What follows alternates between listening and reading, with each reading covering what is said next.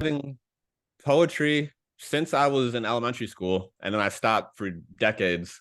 So I have the oldest poem I have. I believe I wrote it when I was either 5 or 6. It was for Mother's Day, and when I read it, still, it's like, wow, it's pretty decent for a 6-year-old. Then I stopped with school. It really turned me off from writing. It turned me off from it turned me off from a lot of things.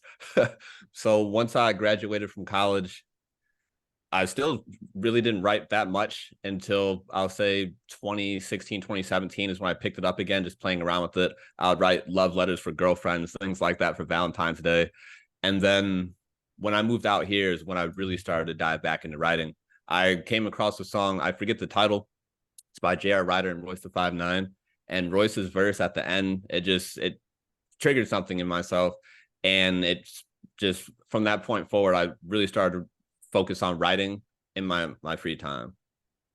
Did it feel like it like just connected you to something that you were missing and didn't even know you were missing? Is that kind 100%.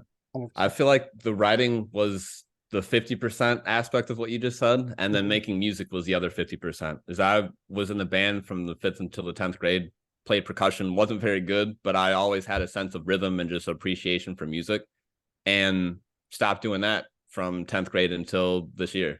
So coming to Nevada was a nice change of pace from Michigan, just because I have lived there my whole life for the most part. And it really opened my eyes up to who I am and what I really enjoy doing, just having a new environment to express myself. So, one of my experiences as far as like stopping writing, particularly in formative years, teenage years, and that was just disagreements with people in positions of authority of how to interpret literature and things like that. So, for instance, you may have a professor or a teacher who says, well, tell me what this writer must have been thinking, or tell me what this piece of writing means. And so you express yourself, and they come back with their grade book, and they're like, no, that's not what the grade book says. That's the So, worst. that's kind of something that had turned me off from writing when I was younger, is because, well, either I'm just way off base with my interpretations, or they're just not acceptable for whatever reason. So I didn't know if that was something that had stopped you, or maybe there was a different scenario. Oh, 100%. The only time I liked writing in school was in my philosophy class that I actually hardly ever went to. I just went there for exams and just to turn in papers. I was that type of student where I really just did not like school whatsoever.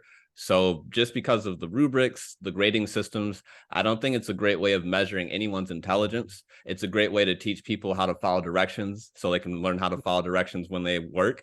But other than that, it's not a good way of assessing people. And I think we need to move past that at this point, especially with artificial intelligence now. Yeah, it doesn't seem to be a great way of not only assessing creativity and intelligence, but it it doesn't encourage it either. Like the No, it pursuit. doesn't. No, I mean you have the single file lines, the bells. It's really just training kids how to be worker bees. Yeah, factory workers, farm workers, things of that nature. So, Absolutely. so are you comfortable with AI technology? Is that something that you think will be useful for creative purposes? I think so in a sense.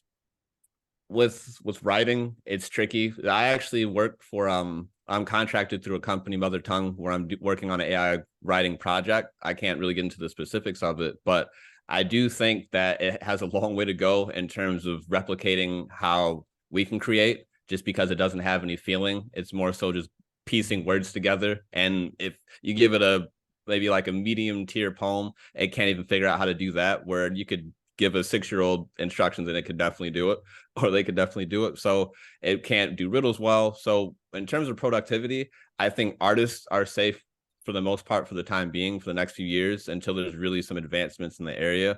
But in terms of business, I feel like salespeople, marketing people, advertise, like those are the people, myself included, at running a business. I feel like we're easily replaceable just because we're doing things the same way over and over and over again. When we're Right. approaching writing and creativity, you're coming in with a new mindset. You may have a different feeling that day. You could feel sad, happy. So it's going to impact your art. With if I feel sad or happy with my business, it doesn't change the fact that I have 5 appointments that day, you know? Yeah. I think that's I think some of the fear is unfounded, because as much as you can train and develop AI, it will never understand what it's like to touch someone you love. Um, Absolutely. things like that. So I think there's plenty of room for creative people. If anything, it'll sharpen us, right? It'll make us better Well, because it's a you're really go going to ahead. have to reach in to the human psyche to get people to feel what you're saying. And I don't think an AI can make anybody feel anything. No, they can, I guess, in the sense of like the old saying of sticks and stones can break my bones, but words can't hurt me, where it can output something that may hurt someone or give someone bad advice, let's say medical advice, where let's Yeah. say I'm in pain, should I take this drug or take this street drug? And it maybe output something that leads to someone dying or getting very sick.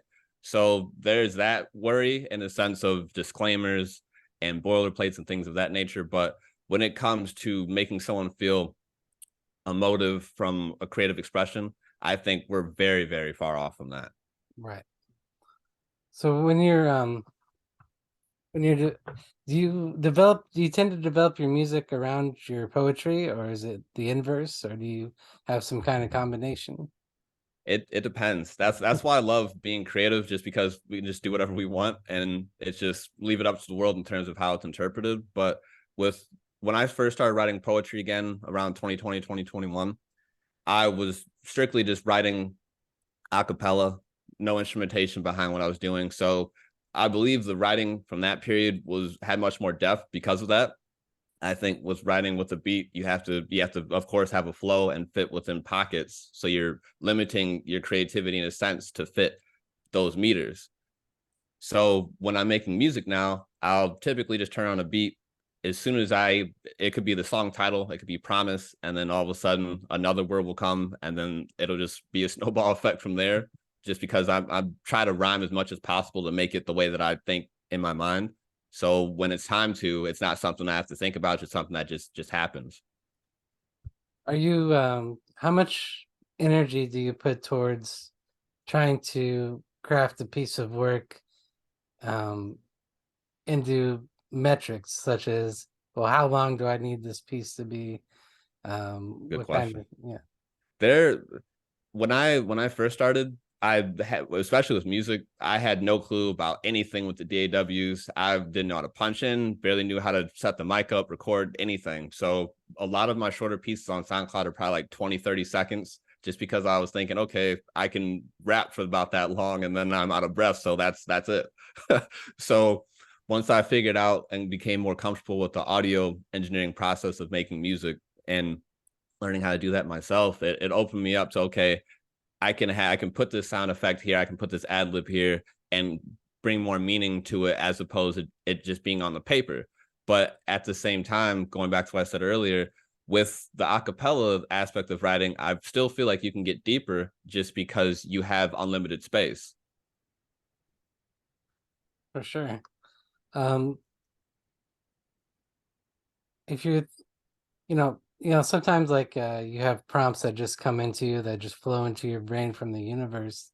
Do you ever try to like measure that against what you're feeling at the moment, or like when you're working on a piece, how do you go about bringing whatever emotion or thoughts you're feeling on paper or to the sound? How do you choose a That's sound for your writing? That's a great question. It really depends on how I feel. Like you just said. So some days I'll think, okay, I'm feeling like it's 2004 today, so I want to hear a Dipset beat.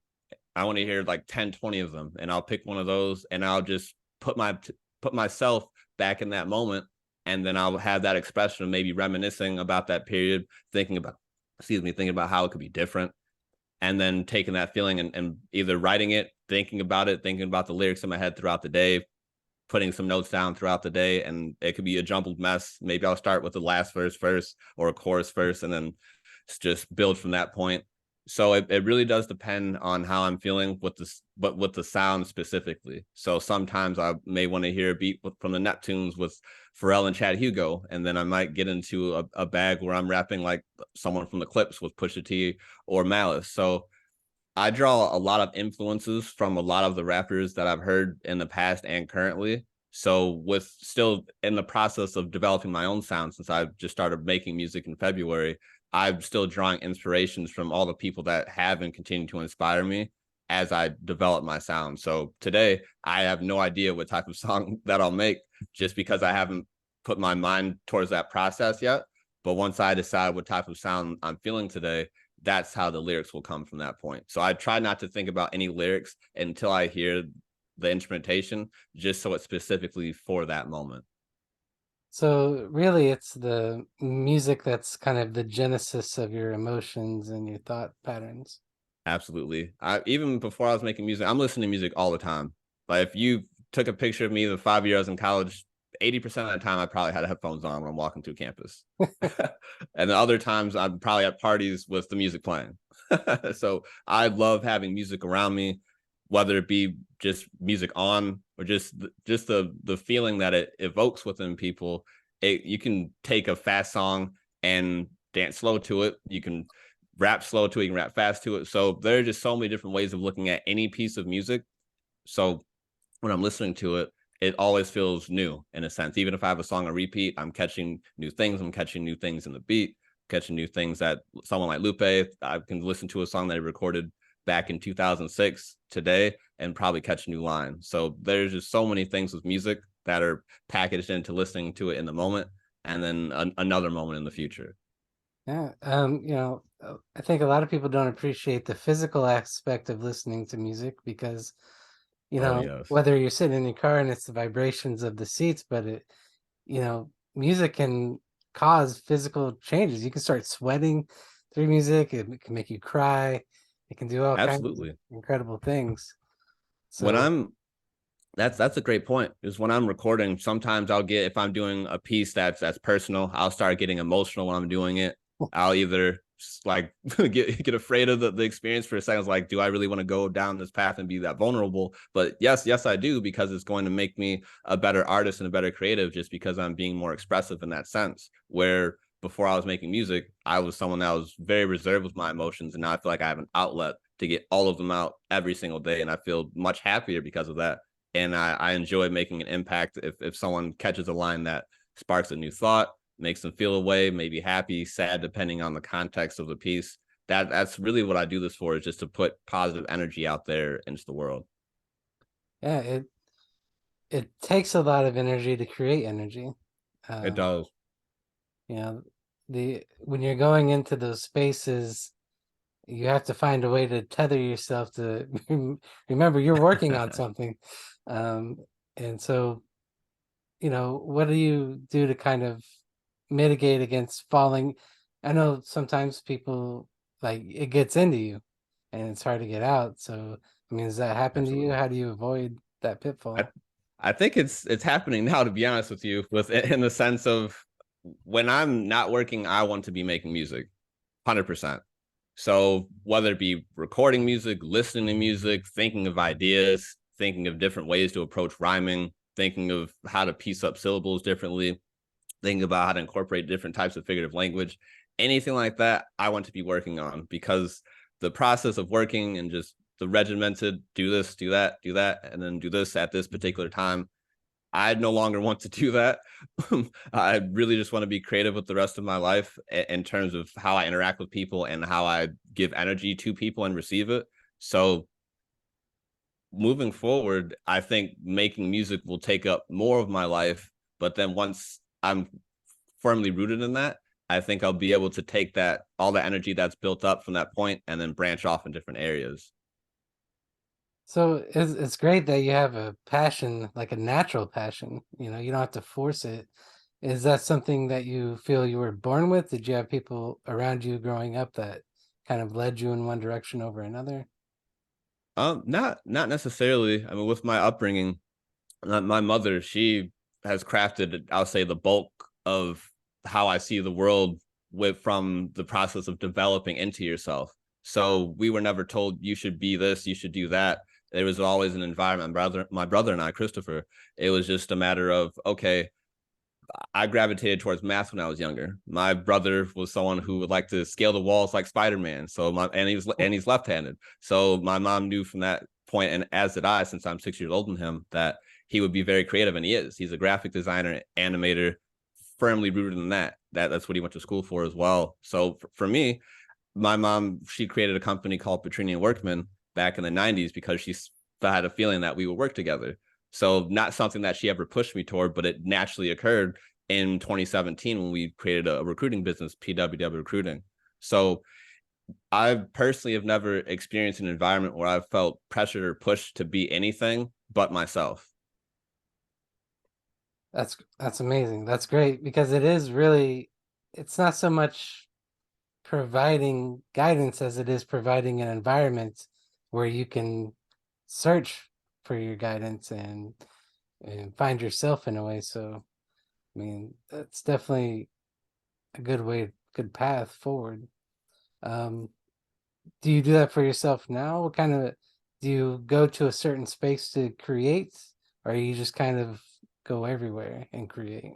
Anywhere, Anywhere? anywhere. So we could, I could be sitting down watching a show like Blacklist. I was watching Blacklist last night. I'm probably gonna binge the rest of that this weekend. There's like 4 or 5 more episodes left, so why not? So I still have 20 minutes left of the episode I was watching because I started to think of lyrics. I was like, okay, and a Lupe song popped up on my phone. Okay, just dropped a track, so let me listen to this. Okay, now I'm inspired. Now I want to create. So all of a sudden, I forgot I was watching TV, and now I'm making music. So it's, to go back to what you said, is it something that may have been born inside of me? I think that it may have been, just because I always find myself gravitating towards music and sound in particular. So if I had one sense I could live with, it would definitely be hearing 100%. Well, it's good. Well, Blacklist, you got a lot of content on that show, so Absolutely. a lot of stuff to work through. And it in itself has a lot of cultural references that, I can imagine you stopping and starting a lot. Oh yeah. Oh yeah. When I love, of course, experiencing things with people more than myself in most circumstances, but I personally like watching TV alone, and movies too, because like you just said, I can pause it, I can think about it, I can research something, especially if it's a documentary. I'll go on there. Okay, what they just said, is it true? Is it false? Let me do my research. If Yeah. it's false from like every source I'm looking at, I'm just going to shut it off. I'm not going to waste another hour watching something that doesn't make sense. But if I'm watching it with someone else, I may do that on the side, but I'm not going to shut it off if everyone else is interested in watching that. So when you're doing things by yourself, of course, the way that you not manipulate time, but work through time, is totally different. Yeah, time is a precious resource, so you don't want to It waste it is. on nonsense. It's only going faster, it seems.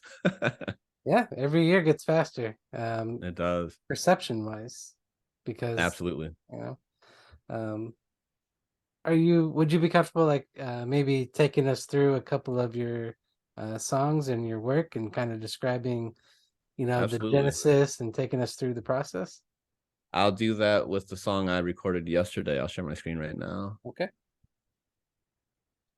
Go here.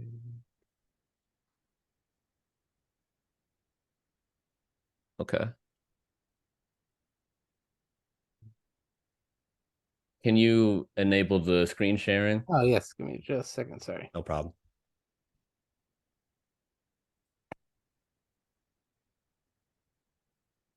I Okay. always say that to my mom when we do our business meetings, because she does tutoring too with her students, and she doesn't want them just randomly sharing their screens and like they're playing Fortnite or something. Oh no, yeah, I can imagine. There we go. You can see my screen. Yes. Okay, so this song is called Swing Era, 1930s, 1945, a period that I personally love, but from the process of immersing myself in The Great Gatsby, both the novel and the film, just the entire aesthetic of that period is, I love it. Just the amount of hope that was in the atmosphere. When I was researching to make this song, I could feel the energy from that period and just the excitement that people were experiencing. Yeah, So it's you say you were watching The Great Gatsby, the original or the new one? the newer one, but The new- I was just pulling from the moment where I saw it initially when I was thinking about this song. Is I came across this beat, and it immediately made me think of the swing era because of the instrumentation. So that was okay, Great Gatsby, and I'll get into lyrics now of how the process started. So literally started with the title Swing Era. And then, of course, big bands are a big part of the swing era. So holding big bands in the sense of the instrumentation and the sense of big bands, like I'm holding a lot of money.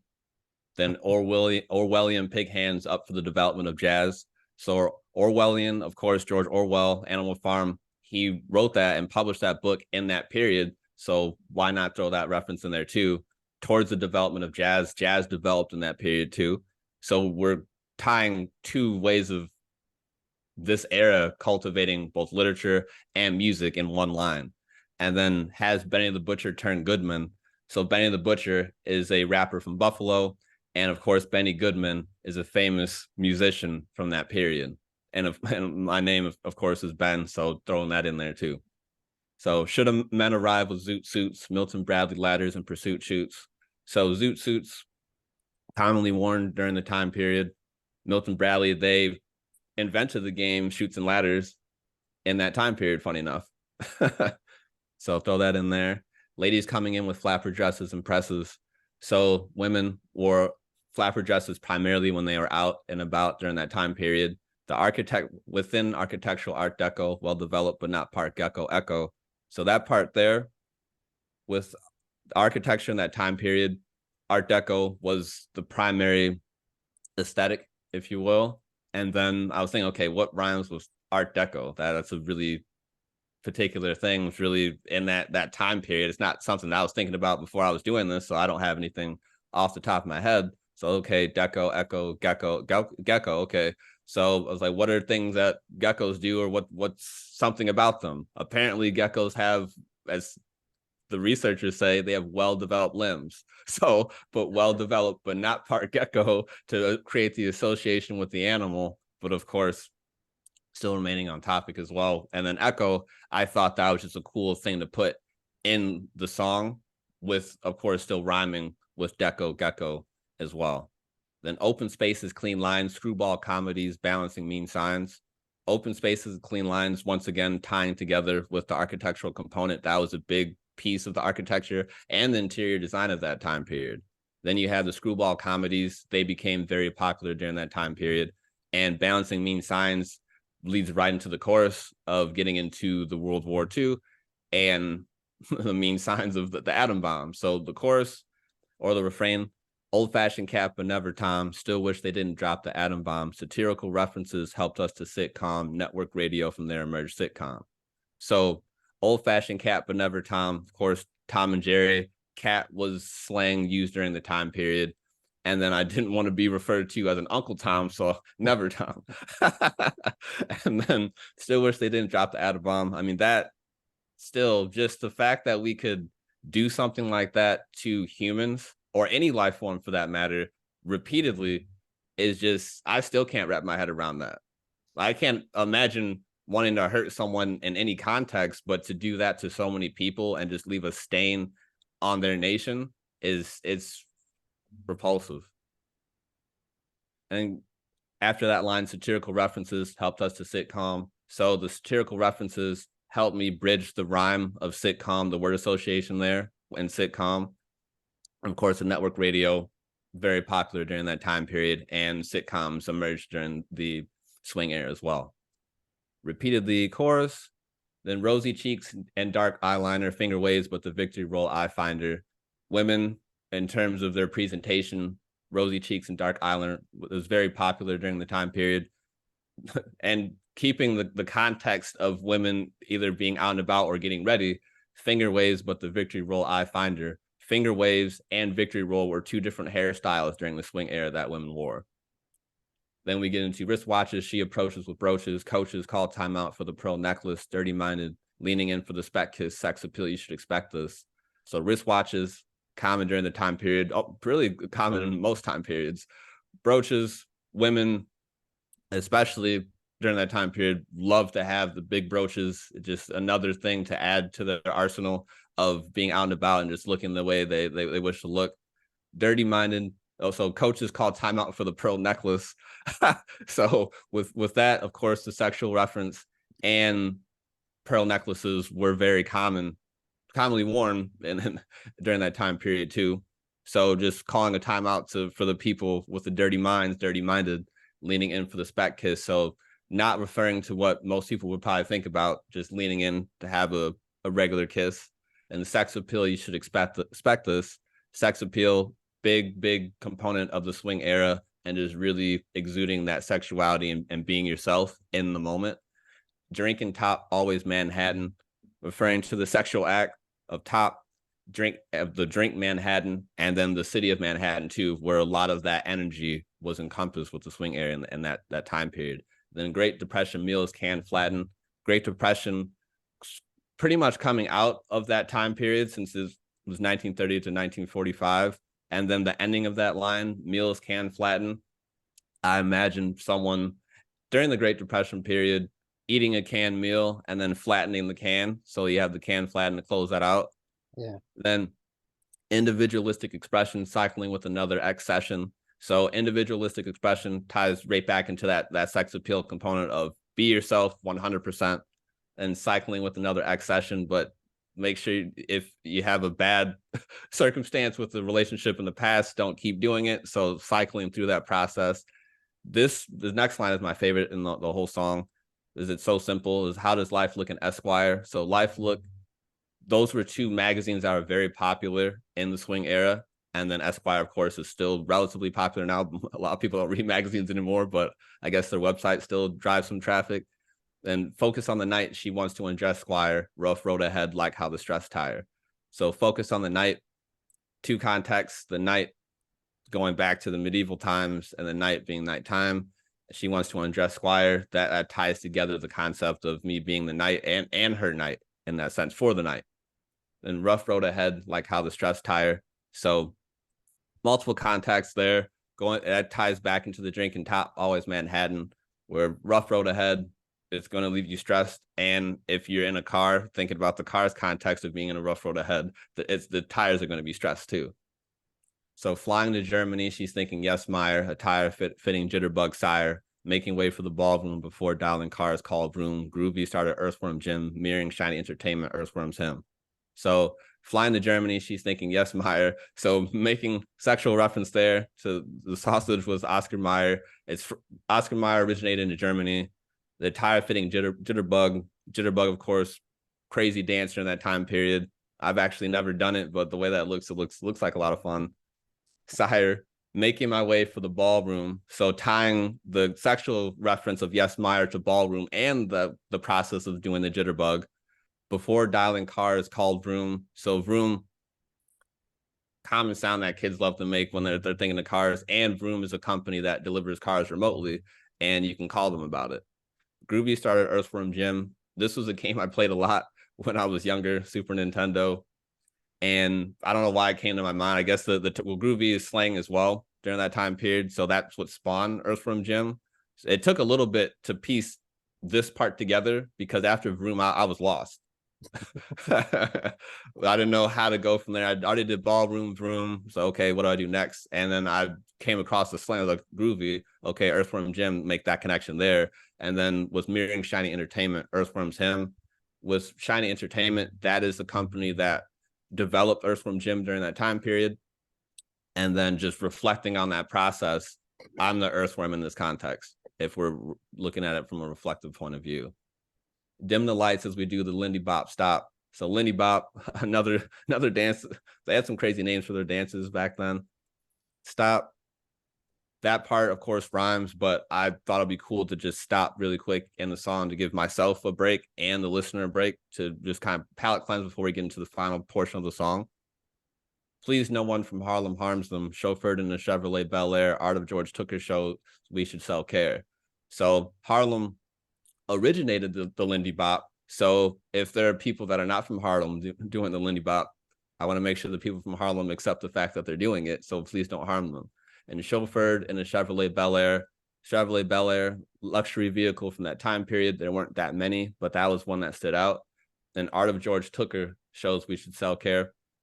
His art from that time period reflected on everything I've been talking about from a totally different perspective. Like, why are we doing having these crazy parties? Why is there just excess of everything? maybe we should be focusing more on the human component and not the extrinsic component of everything that the money and the cars and the women and this and that life is fictitious in a sense from his point of view. Then we get into Citizen Kane, accompanying Orson Welles, spells of detective stories, Darkened Nightlife pays more fees. So Citizen Kane came out during that time period, of course, by Orson Welles. It's a detective story, so spells of detective stories, that those two lines are really punched together. Then Darkened Nightlife pays more fees. I typically don't go out anymore at night like I used to in college, but when I did, I spent a shit ton of money, so I don't want to do that anymore. Yeah. So I feel like that was the most money I ever spent, is going out and really experiencing that nightlife. And I know back then they were doing that in excess nearly every day. So picking priceless poetry for Langston Hughes views. Wanted to put some alliteration in there. Once I said picking priceless, so what else can go there? Poetry, okay.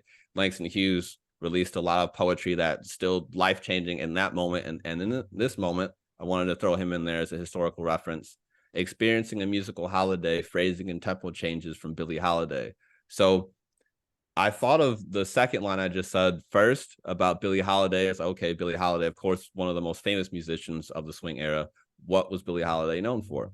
Phrasing and tempo changes. So once I came up together with piecing that together, then we tied that together to experiencing musical holiday. So I was thinking of that process in reverse. Then we go literature meets building Frank Lloyd Wright. This is probably my second favorite line in the song because it's super simple, but there's so much packed in there. So just literature, just the context of the piece being framed as that, meets building, literally a building and building towards Frank Lloyd Wright, who was a famous architect during that time period, who probably created the most famous buildings during that time period as well. And then all right, just kind of just signing off from that point. And I didn't have anything else to say. And then repeat the chorus one more time, and that was it.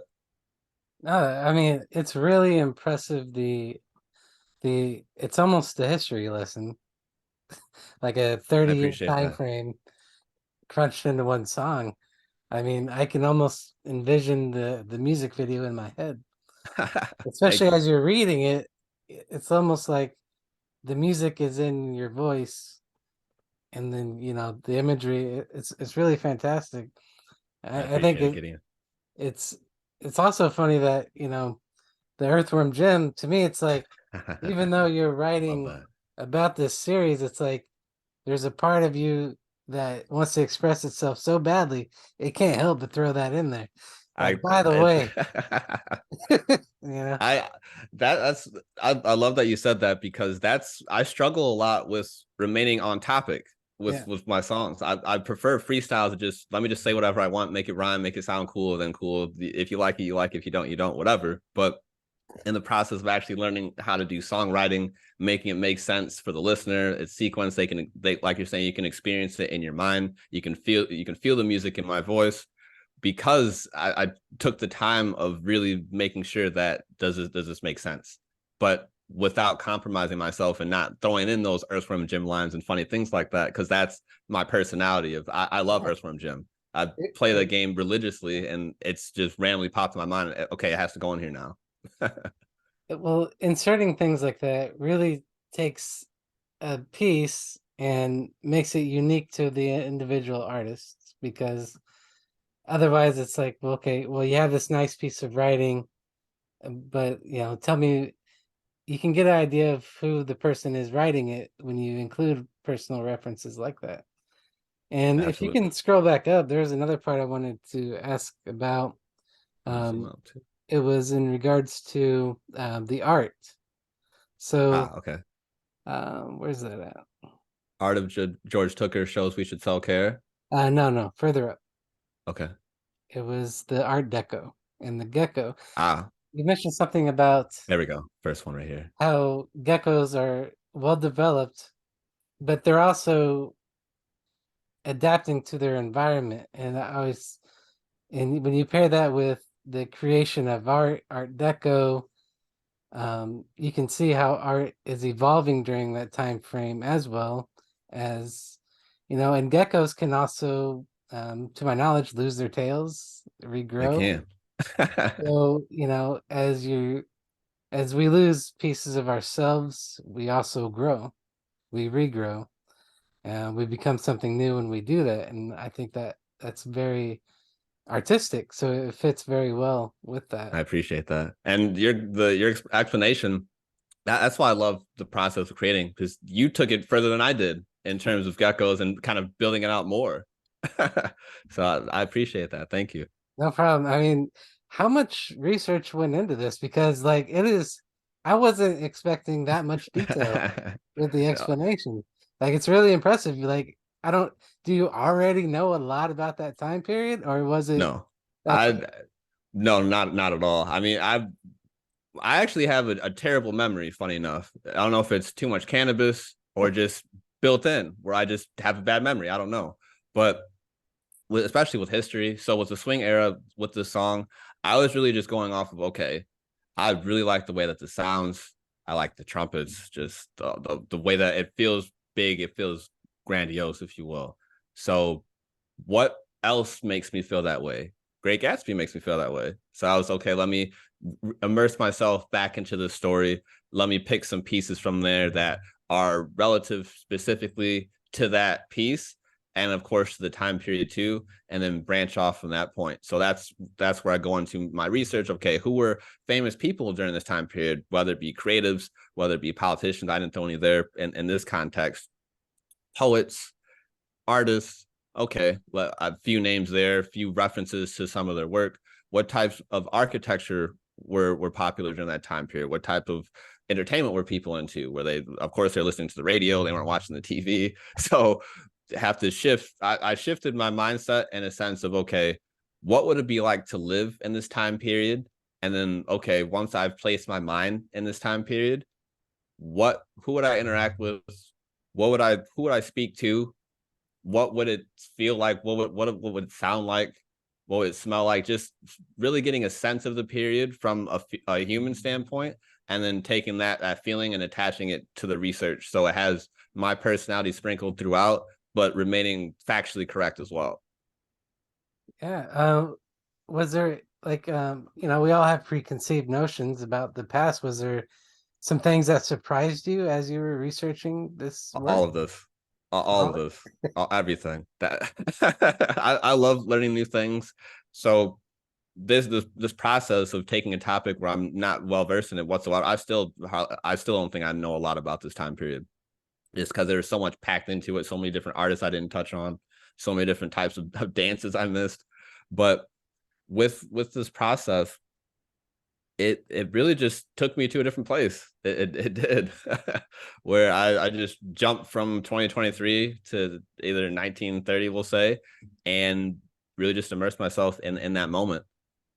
yeah, and you know, it I imagine like at certain points you're thinking like no way. Like and Oh yeah, some of the because you have so many different perspectives, it's almost like you would think going back into the past, like sometimes I think people think, okay, well, there wasn't as much life, there wasn't as much variety, but I think that people will be surprised, like if you're researching this, you realize life was just as complicated then, if not maybe more in some ways than it is now. absolutely.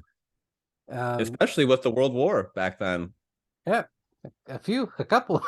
Yep, right. So it's a matter of everyone. Are we just randomly going to just get bombed and disappear today? That's not a fear that we have domestically, at least right now. But their fears, their happiness, their shared experiences from the context of emotion. Of course, they experience happiness, sadness, anger, just like we do now. But how they attach those feelings together and individually was totally different. And it's great that you brought that up, because when I was putting myself back in this time period, when I came out of the swing era back into whatever you want to call this era, I didn't know what how to frame it like this, where it's just there. I guess because we're still going through it in a sense, but what they stood for and what they experienced is very clear. It seemed like everyone was in unison in a sense of the mainstream had a shared experience. I think that's gone now. Yeah, well, there's more outlets, in that Mhm. time period, really. the people with the equipment got to dictate the experience for a lot of people. That's right. So there's a lot of voices like that you don't see every day, and you really do have to do research to find those voices and be like, did you Absolutely. know this person existed? And these were their thoughts at that time. Especially musically, there's significant culture shifts from going from an agricultural nation to a highly industrialized society. Okay, and then 100%. you're like, well, how's that affect people in the north? How's that affect people in the south, the Midwest? And so you have all these names of people in here, music artists, architects, so uh, industry leaders, Milton Bradley and them. So you kind of throw a lot of complex characters into this really complex piece of poetry. So it's really nice. I appreciate that, Gideon. Thank you.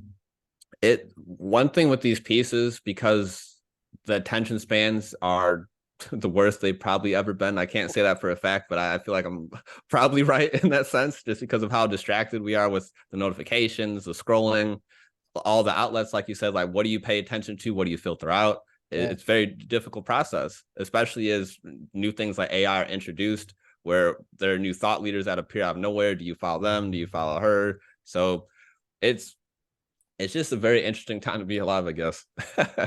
Yeah. Something that really I take away from the swing era piece, I guess, is just the excitement of the era. Like Yes, like it seems like there was a high level of enthusiasm. Everybody was enthusiastic. Everybody was open to new experiences. Everything seemed new for being so old, right? It's it new did. music, new art, everything's new thought patterns. And then you juxtapose that to um, you know, warfare. Like we have all these beautiful things happening while we're destroying nations and people. So Oh it's yeah, intense.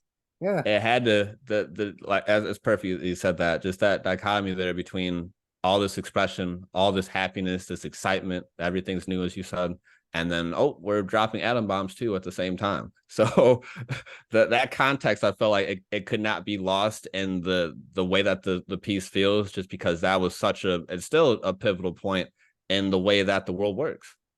Yeah. I mean, you're talking about the explosion of culture for one group of people and the decimation of a culture for another group. That's right. So, not to bring it down on a down No, note. no. It's just the truth. Yeah, it's That's what happened. uh, wow. Well, great piece overall. That it was a lot more than I expected, honestly. But yeah, I and appreciate I that. know that sounds terrible. I could probably phrase that better. No, Um, I understand what you're saying, I because enjoyed the when I'm historical making this stuff, aspect. I don't know how deep I want to make it. Like I said, I didn't know anything about the swing era for the most part, and I didn't know all Milton Bradley made Shoots and Lighters during this time period, or I was familiar with Art Deco from being a fan of The Great Gatsby and of course jazz, but I didn't know that the Animal Farm was published specifically in that time period. So it just juxtaposes pretty much the whole piece in a sense.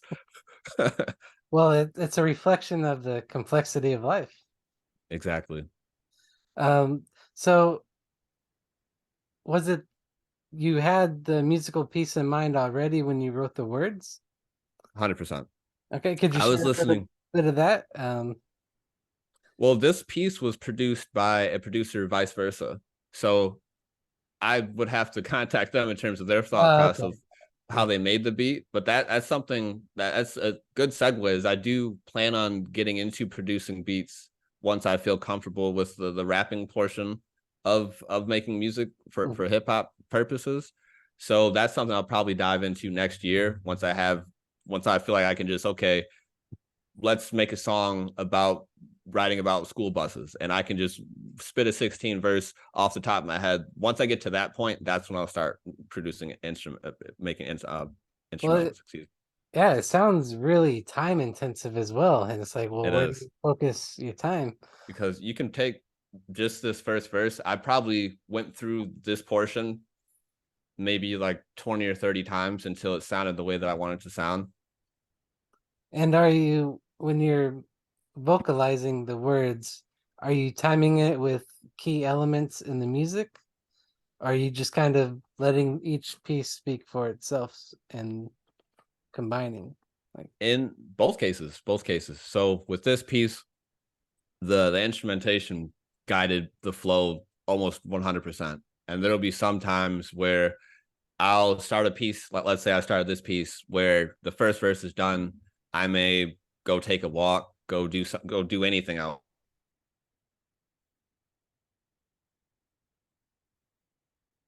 I don't know. Do we still have you?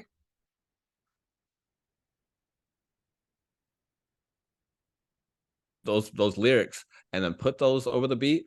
I have to manipulate either my voice, the way that I stress syllables, the way that I play with the phonetics is totally different if I'm writing something to a beat and then writing something a cappella. Totally different for me personally. And like, what is your process for developing? Like, as far as your presence, are you? I know obviously that you write on Medium. That's how we met. So, Right. how do you find an audience for your work? Um, it's really just a matter of what resonates with people. I'm making music because I love to make music. If I make money from it, it's cool. If I don't, whatever. I wish money didn't even exist. I wish we could just understand that we're human. We all have the same needs and a lot of times the same wants. That's why entertainment is so popular because we gravitate towards a lot of the same things. Right. So, but in the context of cultivating an audience, it's just a matter of what resonates with them. Once again, like the swing era piece will probably could speak to a lot of older people that may have an appreciation for hip hop. They are old enough to have heard direct stories about this time period where I would struggle I'd have to search for people around me right now that have had direct experience with the swing era, where someone may be old enough and they lived it. Who knows? So they could have a different association with this piece than someone that's maybe 12 years old. They pop on the SoundCloud and randomly hear me rapping about swing eras and Orwellian pig hands and like, what the hell is this? This guy got out of a time machine recently. Yeah. No. Right. No, I think So that's great. I think it's important to focus on the art instead of the commercial aspects, 100%. because I am fully confident that the audience will find you through word of mouth or things like that. Um, I'm a big fan of providence and just the natural law of the world. Things will happen in their time. Absolutely. Yeah, nothing with this is forced, where I never make a song as like, I hope this is played on the radio or I hope this is heard by 10 million people. I wake up and all of a sudden it has 10 million plays. It's nice if people listen to it, but if they don't, it's fine because I'm making this one to get my emotions out of myself in a sense of that personal expression where you have an exit point. That's why I started boxing as well too, to do it in the physical sense and along with the creative sense, with that kind of like a science and art in itself, and not focusing on the end result. If people listen to it, they do. If they don't, they don't. I feel like going into the analytics of the music, I noticed different people listen to different songs, different areas of the world gravitate towards different songs. So the piece, the energy, the vibration that the audience is on will dictate what they listen to, and vice versa with the music that I create. I think it also allows you to allocate your energy appropriately because you're focusing on what things mean to you rather than chasing metrics. Exactly. So I've flirted with like making a commercialized song where I'll pick like a beat with a BPM. Let's say trap music and drill music is very popular right now, so it's very fast. But of course, because it's fast, you don't have to say a lot. So I could probably freestyle something like that after give me like a few months or so of really getting into that style of music, just because you don't really have to say anything, and it captures a younger audience because they're partying, clubbing, doing whatever, and they just want something to vibe to as opposed to something they really want to listen to. That's really what separates my thought process with making music, is I want people to, one, appreciate it from their standpoint and how it makes them feel, and hopefully it sounds good to them. But two, I want them to really dive into the lyrics and what's being said, because there are messages sprinkled throughout, whether it be funny or serious, that someone can take something from and either make something new, think of something from a different perspective, or go off and maybe they're inspired to research about the swing era and learn more about this, and they make their own song or make their own piece. Yes. One, it's kind of like for me, it was an unintended consequence of putting work out to the world is um, just feedback.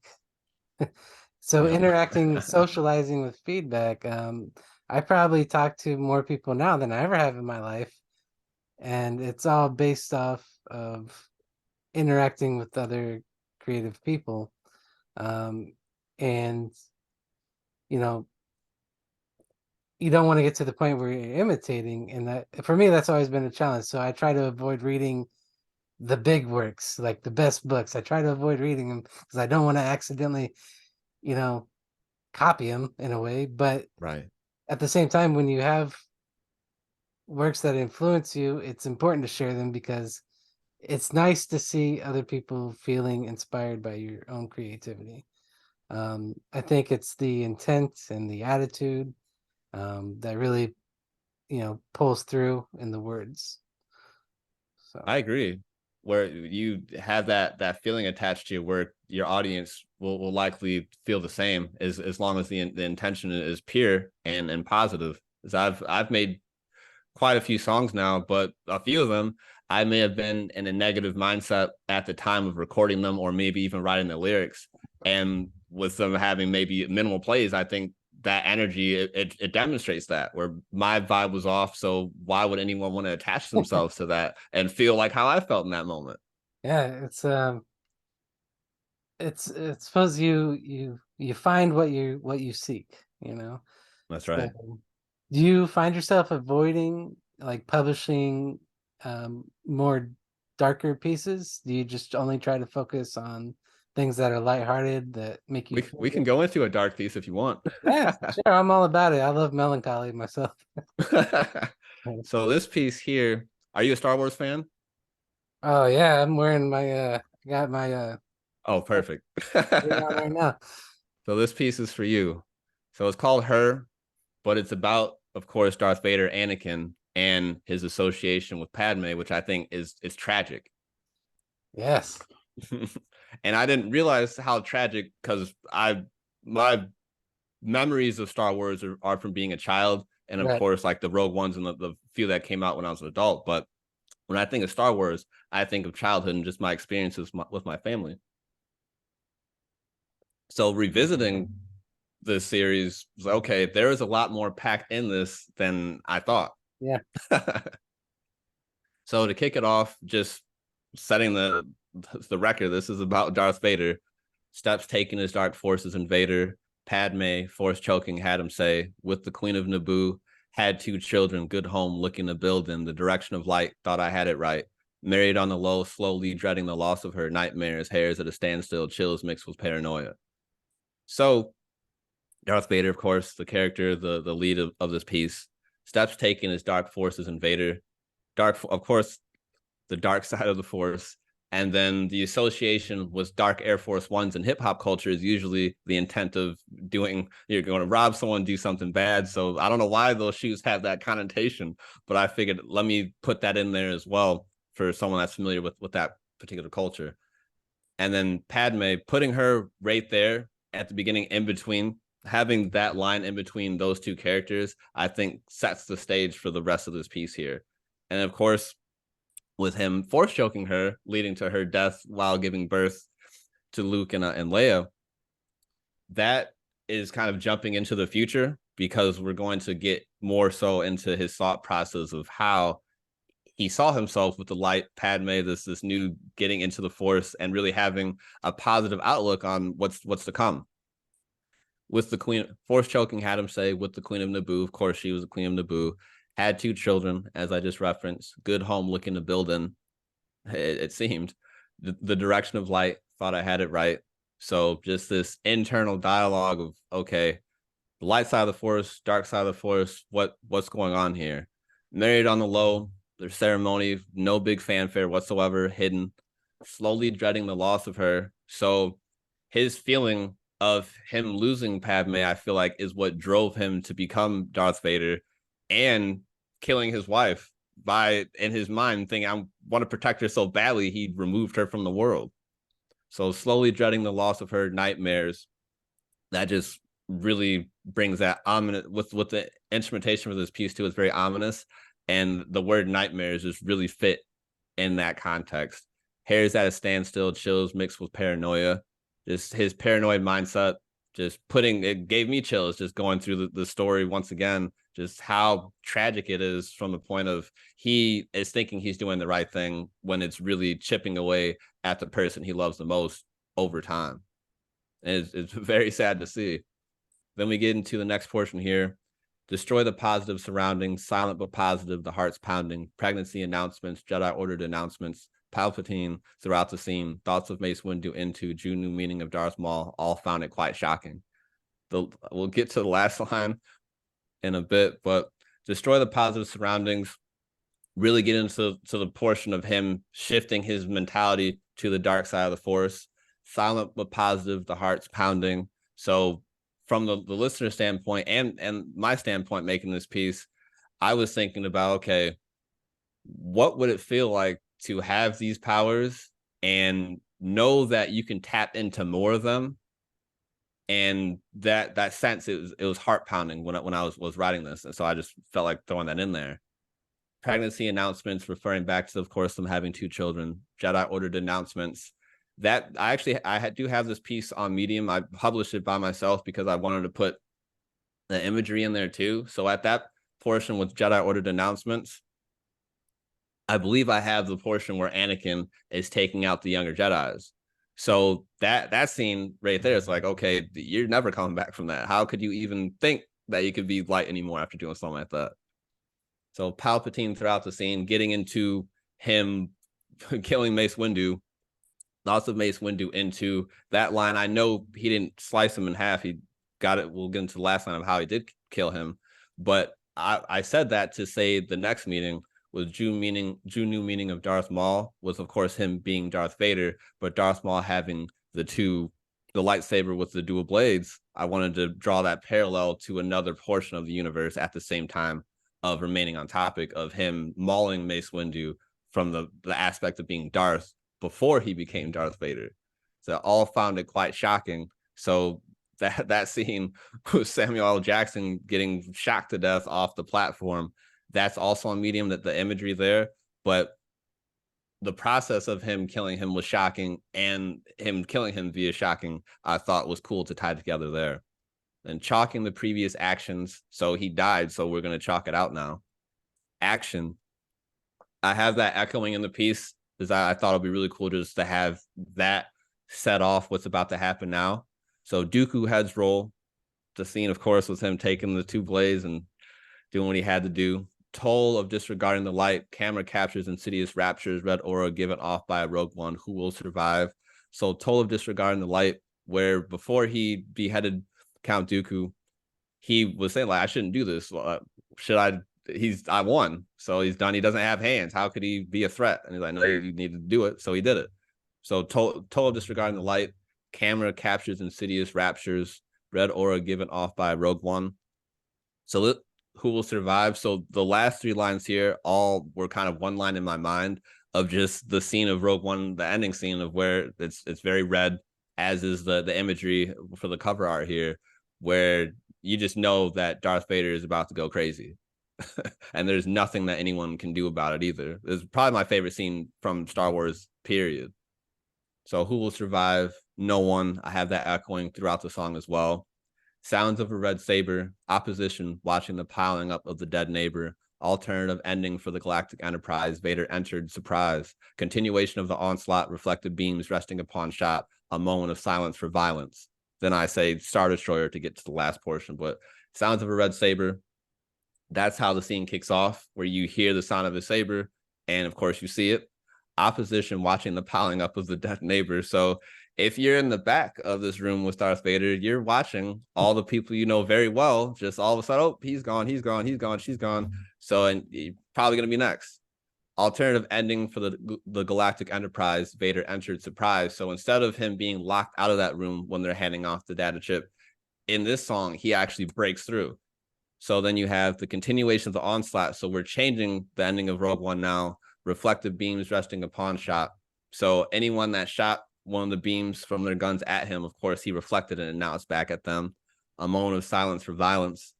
Star Destroyer, tying, of course, the ship with the aspect of violence.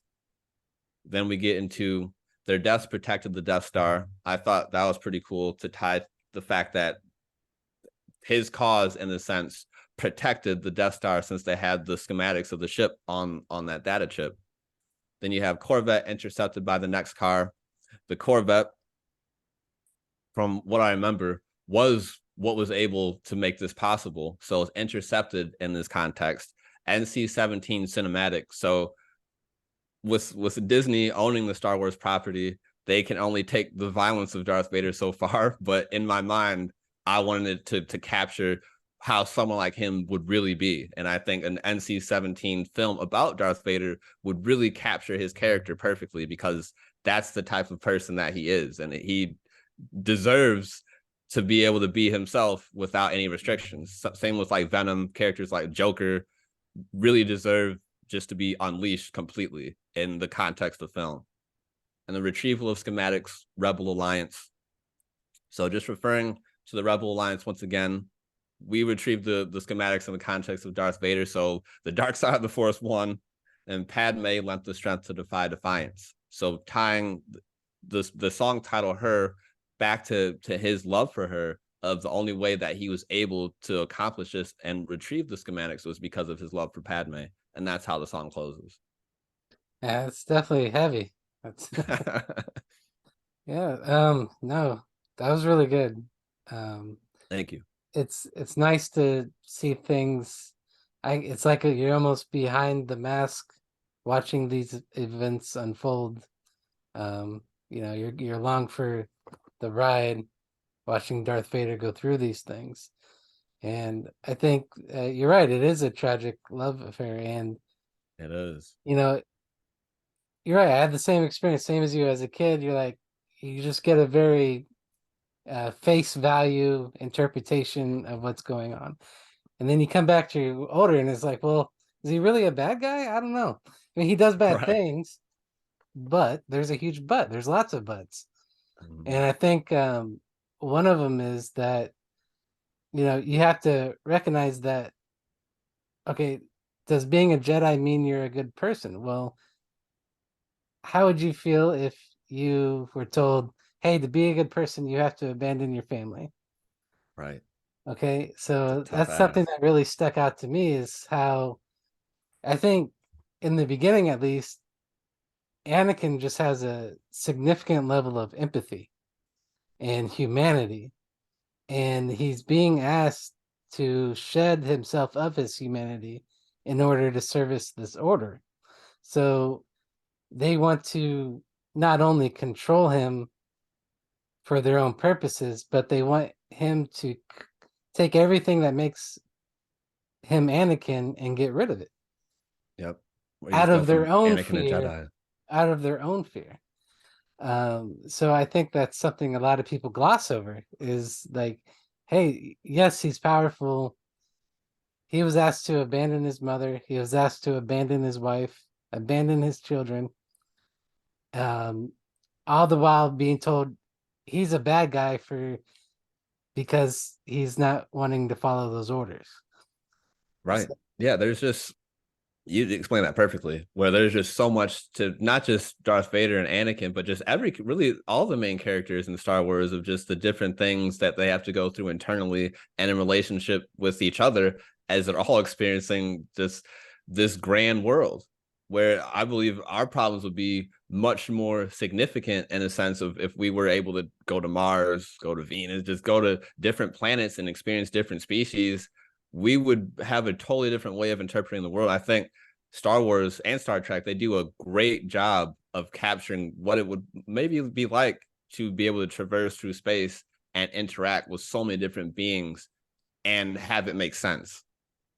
yeah, and I think regardless of which way you go, whether you go toward the light or the dark, it's kind of like a warning against authoritarianism, where you're like, okay, this is your system of beliefs, and if you go outside of that, you're wrong. But then on the human side, you have this energy inside of you that's kind of saying, hey, something's not right about this. That's true. They do a great job of making you like gradually the dread, especially in like episode 3, was just culminating throughout the whole film. Like, this is when he's going to turn completely, and Yeah. then You have when it that line in happens, there like, about the heart pounding. yeah, And so you can tell like things are about to get, they're about to get spooky. yeah. And so, you know, the only way out of that difficult scenario for Anakin, because, you know, the people took advantage of his trust by telling him he was a bad person. And that led him into the arms of a truly bad person Absolutely. who's telling him, hey, I understand how you feel and you're right. And so for the first time, he's hearing that he's right about something, and that's compelling. And so, his love for his mother, he can't save her anymore, but he still thinks there's a chance he can save Padme. Yeah. And he's willing to destroy everything in order to make that a reality. And the tragedy is it causes her death. And it's Right. wonderfully put, and it's just sad. It's like you think from the context of putting yourself in the character, it's like, I'm doing everything right in terms of making sure she's protected, and in reality you're doing everything wrong in that context of you're taking her away from this planet or this world because of your desire to protect her, that's deviating into paranoia. Yeah. And so, like, your poem, it's almost in two different pieces, just like the story. So you have Anakin before the transition, and then you have Darth Vader, Yeah, who's fully in power now. So, what do you do when you lose your humanity? And that's the dark side. So, the turning away from the light into the dark, his refusal to give up his humanity in a way caused him to lose his humanity. absolutely. So, It's it makes sense in that sense, because I feel like it, just in the context of the way that I believe energy works, is if you want something very badly, it's a process of pushing it away from you, because if you want it, you don't have it in the moment. It's always in the future. So you're grasping for something, but you can't grab it because it's a want, it's a desire. yeah. So to look at his humanity, if he's looking to be humane, then you just be humane. If you're looking to be humane and take that feeling and make it extrinsic, you have to lose your humanity, because you're partitioning yourself. You're giving a little piece of yourself to the dark side of here, a little piece to the Jedi Order there, and all of a sudden, all these pieces have been dealt out throughout all this time, and now there's no Anakin left. Yeah. So, yeah, that's a good part. And we always have these cultural warnings, like if you love someone, you'll let them go, and it's like, well, what does you mean? No, why would I let them go? I love them. Exactly. But there's wisdom in that cultural advice, hold on loosely, things like that. Um, because we can see, like, when you care about something too much and it's ripped away from you, all that's left is nothingness. And That's right. so we see his journey to where now everybody's on the menu. Now, Right. Yeah. Literally. whether the people on your own team are afraid of you because you're not on anybody's team anymore. Like, you're just completely abandoned. Um, It's to go off what you said. It's interesting how someone at the time was likely the most powerful being, period, all alone, probably sad all the time, depressed, angry, of course, and just and completely unhappy with their experience. and whether you're the light side or the dark side, they only care about you as much as they can use you. That's right.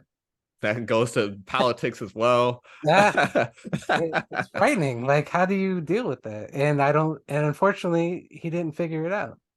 No, no, it's a lot of the times just systems in general and just a push for order and the chaos that is the world, the majority of people, I'll say, are susceptible to buying into a belief system or faith belief system and just following it blindly because it takes the onus off of them of developing a way to move forward for themselves through their own lens. Why would I do that if there's already this religion or this thought construct here that I can just attach myself to and I'll just believe that? Yeah, and just conveniently ignore all the discrepancies. Exactly. Yeah, it's perfect. It's never been wrong about anything, and that means I'm never wrong about anything. So that's why there's so much cognitive dissonance in the world now, because people have that type of mentality of my thought process is right, your thought process is wrong, and that's the end of the discussion. Where And they're that, not getting into the nuances of life. and that's how groups of people become dangerous because they don't 100%. concern themselves with discrepancies. Yep. But they're just looking through that one lens, and it just becomes a blinder at that point. Yeah. So, you know, tales like Darth Vader, like if you really go further than face value, it can help you in other areas of your life. So that's, I know it's Star Wars and it's a big commercial enterprise, but there is plenty of wisdom in it. Absolutely. In anything, whether it be Blacklist, I just finished watching Succession recently, and of course, very dramatized, but just looking at the individual character arcs, there are a lot of things that I was questioning within myself just based on the dialogue and social interactions of these types of shows, whether it be anime, manga, video games, whatever the medium is. I think there's value in it, and because it exists. So because it exists, it exists for a reason. So why not look at the either the positive or the negatives of it and extract value that you can take with you throughout your experience in this life? Yeah, and I think that ties back to your devotion to being honest about the creative process as far as not tailoring it towards specific goals because you will miss out on an opportunity for somebody to genuinely connect with it. I Because out agree. there, somebody is reading this right now and saying, I have felt that. And now they can do a lot of things with that. They can come to terms with different situations. They can, it can generate new life changing ideas and thoughts. So, uh, I agree. I mean, even with this piece, I was thinking about past relationships with how I screwed up. Like I may have been overbearing or not enough caring in certain instances. Just thinking about my putting myself behind the mask. Like, what could I have done differently to have been a better person for those people at that point in time? right. How many times has a well meaning friend gave you terrible advice? Right. Right. you know, Well, even if in they both weren't being contexts, malicious, they're like, you should do this. And you're like, well, right. that makes sense. And then it's like, oh, it blows up in your face. Take 12 shots of tequila in 30 minutes. It'll be fine. Don't Yeah. worry. The pain will go away. Trust me. Right. No. Well, that's a good point. That Yeah. is. The avoidance of pain is also a key element, I think, in you know the Jedi versus Darth, because in Jedi they're trying to avoid pain, and then on the dark side they're trying to embrace pain. It's a great point. So, Great point. um, It's the same. It's the same energy in a sense. It's just two different ways of looking at it. well, when it all comes down to it, it is energy, right? The Hmm. vibrations of our molecules, and you can feel that when you're in a room with somebody that doesn't like you, or Oh yeah, somebody that is absolutely devoted to you. They don't even have to speak. You can just feel it. that's true. Even when, like, let's say I have my back turned right now, and you were standing behind me, or just walking where that door is, I would be able to feel your presence. Like we have this energetic field around us, these auras, where our energy largely attracts the people in our lives, the experiences that we have, the success, failures, everything based on the energy we have internally, the way that we're moving throughout the world and moving within ourselves. Yeah, and I think like Anakin and even his other side, Darth Vader, you have most people have a hard time dealing with humanity and have Yes, a hard time dealing with dark thoughts and energy and the relationships with others. And I think the central point of that theme is you have to acknowledge all aspects of your humanity to maintain good relationships. I agree. It's like someone that's only figured out how to only use one portion of their brain. Well, I'm just going to focus on the left hemisphere. I'm just going to be all logic based. I'm never going to have any feelings. I'm never going to do any type of art. I'm just going to be a machine my whole life. Or someone that's 100% artistic may be taken advantage of, let's say in the music industry, because they're not taking the time to read these contracts or listen to what people are saying. They're just focused on, I just want to make music, I just want to do this, and they're not thinking about the world around them. So it's great to have a holistic mindset in pretty much every context, because there's so much more out there than what we understand in any instance. And you have to be willing to challenge authority and Yes, understand that even good authority isn't necessarily looking out for you. I agree. They're more Yeah, it's just concerned about, established. yeah, they're concerned about maintaining a system. The Jedi wanted to maintain the Jedi Order. And, the other side, just like we see it in the politics, like Yes. what we see in the media, you would probably never see in real life. You would, like, I could not imagine talking to my neighbor like that. You I know, agree. it's obscene. There's no room for nuance. There's no room for negotiation, and that is exactly what we see. What Anakin was struggling with. Like, you're telling me this is it. There's no room for love and happiness in my life.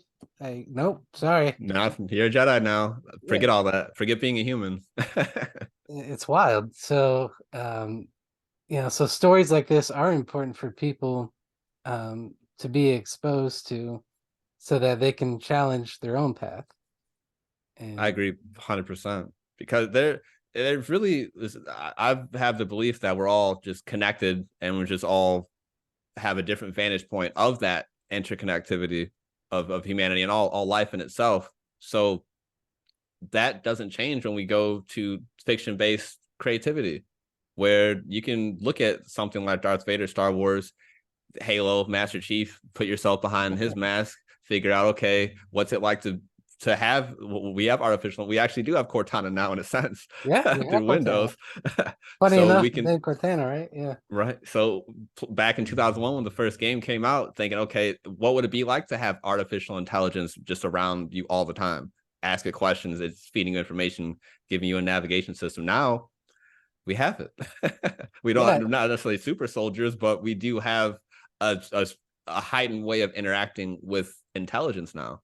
yeah. I don't think a lot of people take time to consider how just magical it is. That, It's and it is crazy. magical because right now are you're one of the most powerful humans to ever exist. All of us. All of us. And we don't think about it that way, but it's like your access to information, well, you're only as powerful as what you do with it. That's the key. You know, I enjoy, and I can feel the compulsion to binge watch just as much as anybody else. But then it's like you have to find a way to balance yourself because, you know, that's why I really try to encourage people to just create something. If it's not poetry, if it's not writing, if it's not music, knit. I don't know, do some wood shop, do something Do outside of anything. consuming. Because if all you do is consume, then you're just a, I don't know, an enabler of commerce. I mean, Exactly. Just a is that cog in the machine at that point, is that where what you really want for yourself? You only have so much time on Earth. Um, 100%. And even in the sense of being an entrepreneur, I feel like I'm having the experience of working for multiple people in both profit and nonprofit contexts, and then now working for myself. I feel like I'm more rooted in the trap of work, having to work for myself, because I'm always conscious of, okay, I have emails to respond. It doesn't matter for Saturday, Sunday, whatever. I probably have to schedule a meeting after this for Sunday, and I don't want to, but that's what I've chosen to do. So I have to do it. Where in the context of being fully creative, that's really not something you think about. You're just in the moment and in that space of, okay, this is for this moment, and it can be shared with the world or not, but it's just the process of uploading rather than downloading, I think, is very important right now, where so many people are just down, like you're saying, consuming, downloading content, scrolling through, watching copious amounts of videos on YouTube, TikTok, whatever, but they're not processing the information and then reinterpreting it through themselves because they're just consuming more and more. There's no time to decompress and really figure out, what did I just watch? Because the next thing is already playing. There's no upload. And there's no upload whatsoever. So encouraging people to upload is important. But even in being an entrepreneur, you know, not only do you make a lot of decisions that affect your life, but the people you're interacting with, you impact their lives in significant ways too, because how much they trust humans is based on how much they trust you. That's right. Oh yeah, we're all just in context of business, all just selling ourselves. That's all it is. If they like you, they'll likely do business with you, or at least contemplate doing it. If they don't, if you just rush in and say, okay, I can sell this to you for $500, are you going to do it or not? Yeah. Clearly not a good approach. There's no humanity attached to it. So they're looking to buy the product and not the person then. And there's no connectivity with products or items. We're always connecting with people and energy. Yeah, and if you transfer negative energy to them, they take that to not only their work environment, but they may take it to their home. They may take it wherever. It's the second, third, fourth order effects of our everyday interactions. You know, who knows what's going to happen? The butterfly effect, right? Like 100%. if you One knew that experience, being kind to just one more person would make you $1 million in 5 years, you would be nice to everybody you met. 100%. That's a great point, and it's a very important point too, because it's very simple to have that mentality. Okay, in the next 5 years, I am going to meet someone that's going to give me an opportunity to make $1 billion. Now, I'm not going to think about the how, because that, who can think of that? 5 years, who knows what's going to happen 10 minutes from now? Right. So, with that in mind, of that, okay, that is rooted in time in that moment. I'm going to live my time in that moment now, thinking that, when is it going to happen? I don't know, but it's going to happen with that. Okay, 5 years have passed. Maybe it did happen, maybe it didn't. Okay, let me extend it to 10 years now, 15 years, 20. And now it's just the way that you live your whole life. Yeah, and maybe it's not a fiscal thing. Maybe it comes back to you in other ways with your relationships with other people. Yep. You know, so yeah, money is just energy too. Yep. It's just a mode, so with the continually creating new work and new music, you know, you are creating an opportunity to impact a lot of lives and your own. But it's all connected. It's all interconnected. It is. When I do receive comments, whether it be on Medium or on SoundCloud right now, I just imagine myself as a listener, in a sense of, okay, from their point of view, how are they taking this in? Because the way that I'm giving it out is in that moment, but the way that they're receiving it, are they receiving it? Are they just relaxing at home, chilling, listening to a song? They feel good. It makes them feel good. Is it a song like this, where they may have just experienced a breakup, a terrible breakup, and they come across this song? Is that going to make them feel worse? Is it going to make them reflect on their experience and make them feel better? And maybe they'll turn on maybe they could be a Star Wars fan, turn on, now they feel better in that moment, just because it triggered them to let me just go to something that makes me feel good, because I feel bad right now. That's not going to take away from my life in any way. So there's just so many different ways of looking at how people interpret art that you create, just because once you release it, it's out of your control. And that's my favorite part about creating, is releasing it, not for the result, but for the process of creating again.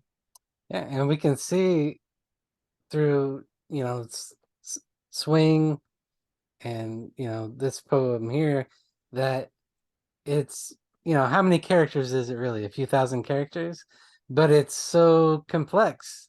You could probably, I mean, if we wanted to, we could probably spend 10 hours dissecting it and still be at just a base level understanding. So the ability, I agree. And it's thank you. Because impressive that you have the ability to pack so much into a tight space. Uh, it's it gives it's your all listeners and readers an opportunity. They know when they see this work that it's just not words for the sake of having words printed. That if they take the time to invest in it, they'll learn things they didn't know. They'll be exposed to emotions they weren't prepared for. You know, so your work really has a way to inspire people to feel, and so that's impressive. I like it. thank you. I appreciate that because that's something that I have struggled with throughout my whole life has been expressing feelings where I can Yeah, understand them from a logic standpoint. I was okay. I said this, you feel sad because I said that, so I understand why you're sad, as opposed to really taking the time to be empathetic and really understanding why do they feel this way, not just because I said those words, but what is the context around those words directed towards this person. What are they experiencing? Why do they take what I said that way? Through making music and just having these exit points now, I've become more conscious of the things that I've been saying to people, the relationships that I have with people, and making sure I'm more mindful with those interactions, not from the standpoint of logic, but from the standpoint of being a human.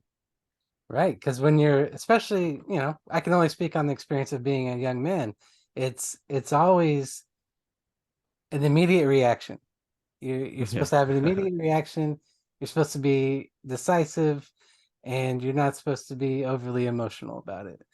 Yeah. And then so you take in knowledge, but you don't really get wisdom out of that. And then as you age and you mature, you tend to take your time with your words. Um, you Oh know, yeah. you learn to listen to understand what somebody says instead of just waiting for your opportunity to react. Yes, yes. Active listening is key. It really is, of just being still while you're listening to someone speak, whether it be a child or someone that's 100 years old, doesn't matter. There can be something very important and just the vibrations that are shared between people, regardless of the topic, Yeah. And you as long as you're actively listening. and using these words to communicate your feelings, you invite an opportunity for people to feel empathy and to you like with this piece here, you allow people an opportunity to place themselves behind the mask of Darth Vader. So you allow them an opportunity to feel an an experience outside of themselves. Thank you, and I'm happy to hear that because in the song I actually have Darth Vader's breathing throughout the track, and it creates the soundscape for the beginning of the track, and it kind of takes the listener out of the track as well. So really being behind the mask was the goal of this piece, and I'm very happy to hear that it made you feel that way. Yeah, it's a you know, it's definitely an experience. It's not just listening to something. It's not casual listening. You know, and that's another problem with a lot of things that we see on social media. It's all just designed to be casual, Oh yeah, and um, you know, getting people to pay attention to the words is something that you can tell a difference between artists that make a lasting impact and ones that don't. Right? You could probably name off 100 hip hop artists, but I'm only going to know a few based on the impact that they made to the global collective, so to speak. yeah. So you hear people like Biggie Smalls or Tupac, they always talked a lot about what's the content of what you're saying. Yeah. What do these words mean that I'm speaking? And you always hear people say, "Oh, music today it means nothing." These songs are terrible. Well, what you're listening to is terrible, and that's your own fault.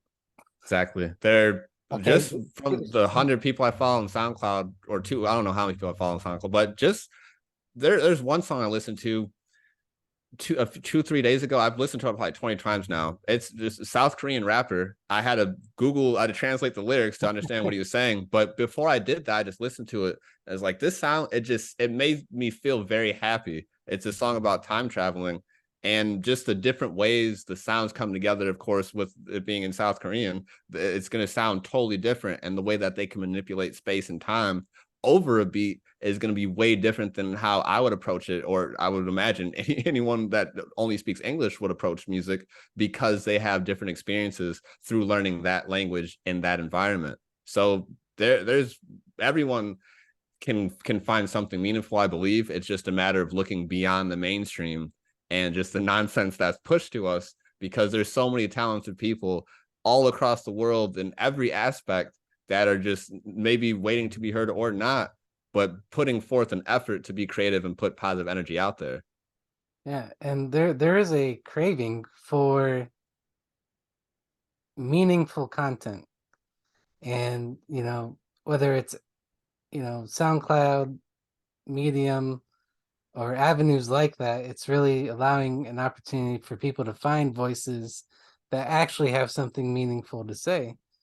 Um, that's not just a face value gloss, like, right now there's two movies in the theaters. It's like, okay, you have Barbie and you have Oppenheimer, and it's like, oh gee, you know, which story is more compelling? Well, I mean, maybe I'm biased, but Right. it would seem maybe Oppenheimer has a little bit more to offer about the human experience, 100%. and Content, the that ties into director. the atom bomb, right? Right, exactly. Very relevant, very relevant.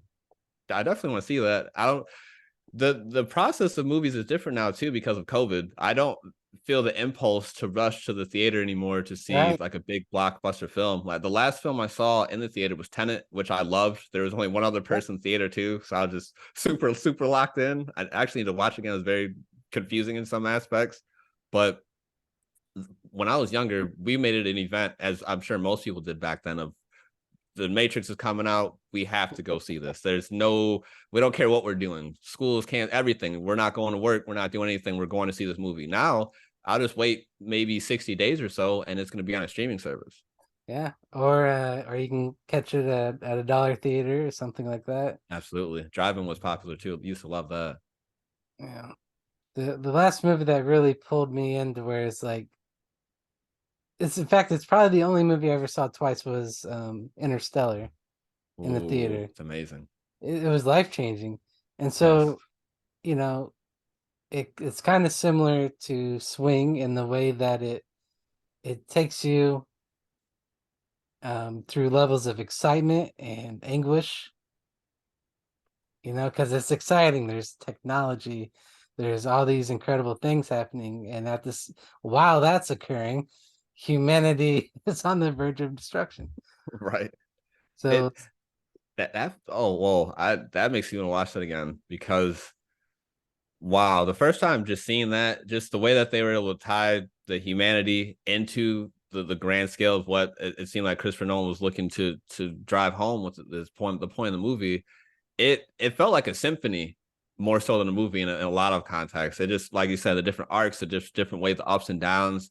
It felt like a musical composition. It really did. It's a beautiful movie. That Inception, I feel like Inception is kind of aligned with that as well, where you have the different arcs with just the different aspects of the going between the levels of the dream world, where you're diving deeper into a concept as they're diving deeper into the story and inside the dream. There's just so many layers attached to one yeah, Interstellar or two in Inception. because you carry risk, right? If you don't go far enough, you don't get what you're after. If you go Mm-hmm. too deep, you'll never find your way out. That's right. Yeah, it's endless. Bermuda Triangle, where you can go to the depths of the world on a particular topic, but as you keep going, it becomes harder to connect with others in a lot of senses, because how many people are willing to go to those lengths with you? Is that pursuit even worth it? Because you may be going deeper into a topic, but then you're not really, how can you share it? How can you express it to anybody? Because Right, who because can relate to nobody's going to relate to it. So it? it's incredible. I can already kind of imagine the kinds of things you could create based off of those topics. The dream world, Interstellar. I mean, I would look forward to seeing that work. I wrote a piece about Inception, if you want to go through Yeah, that. Yeah, sure. Let's see.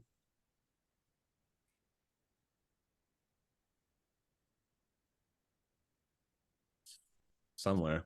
Let's see.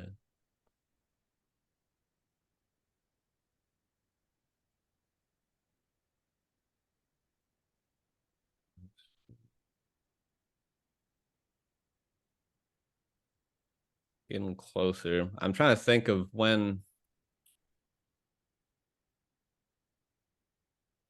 What do you use for your visual arts? Do you use like AI programs? Do you use I like have used. I've copyright used. free images?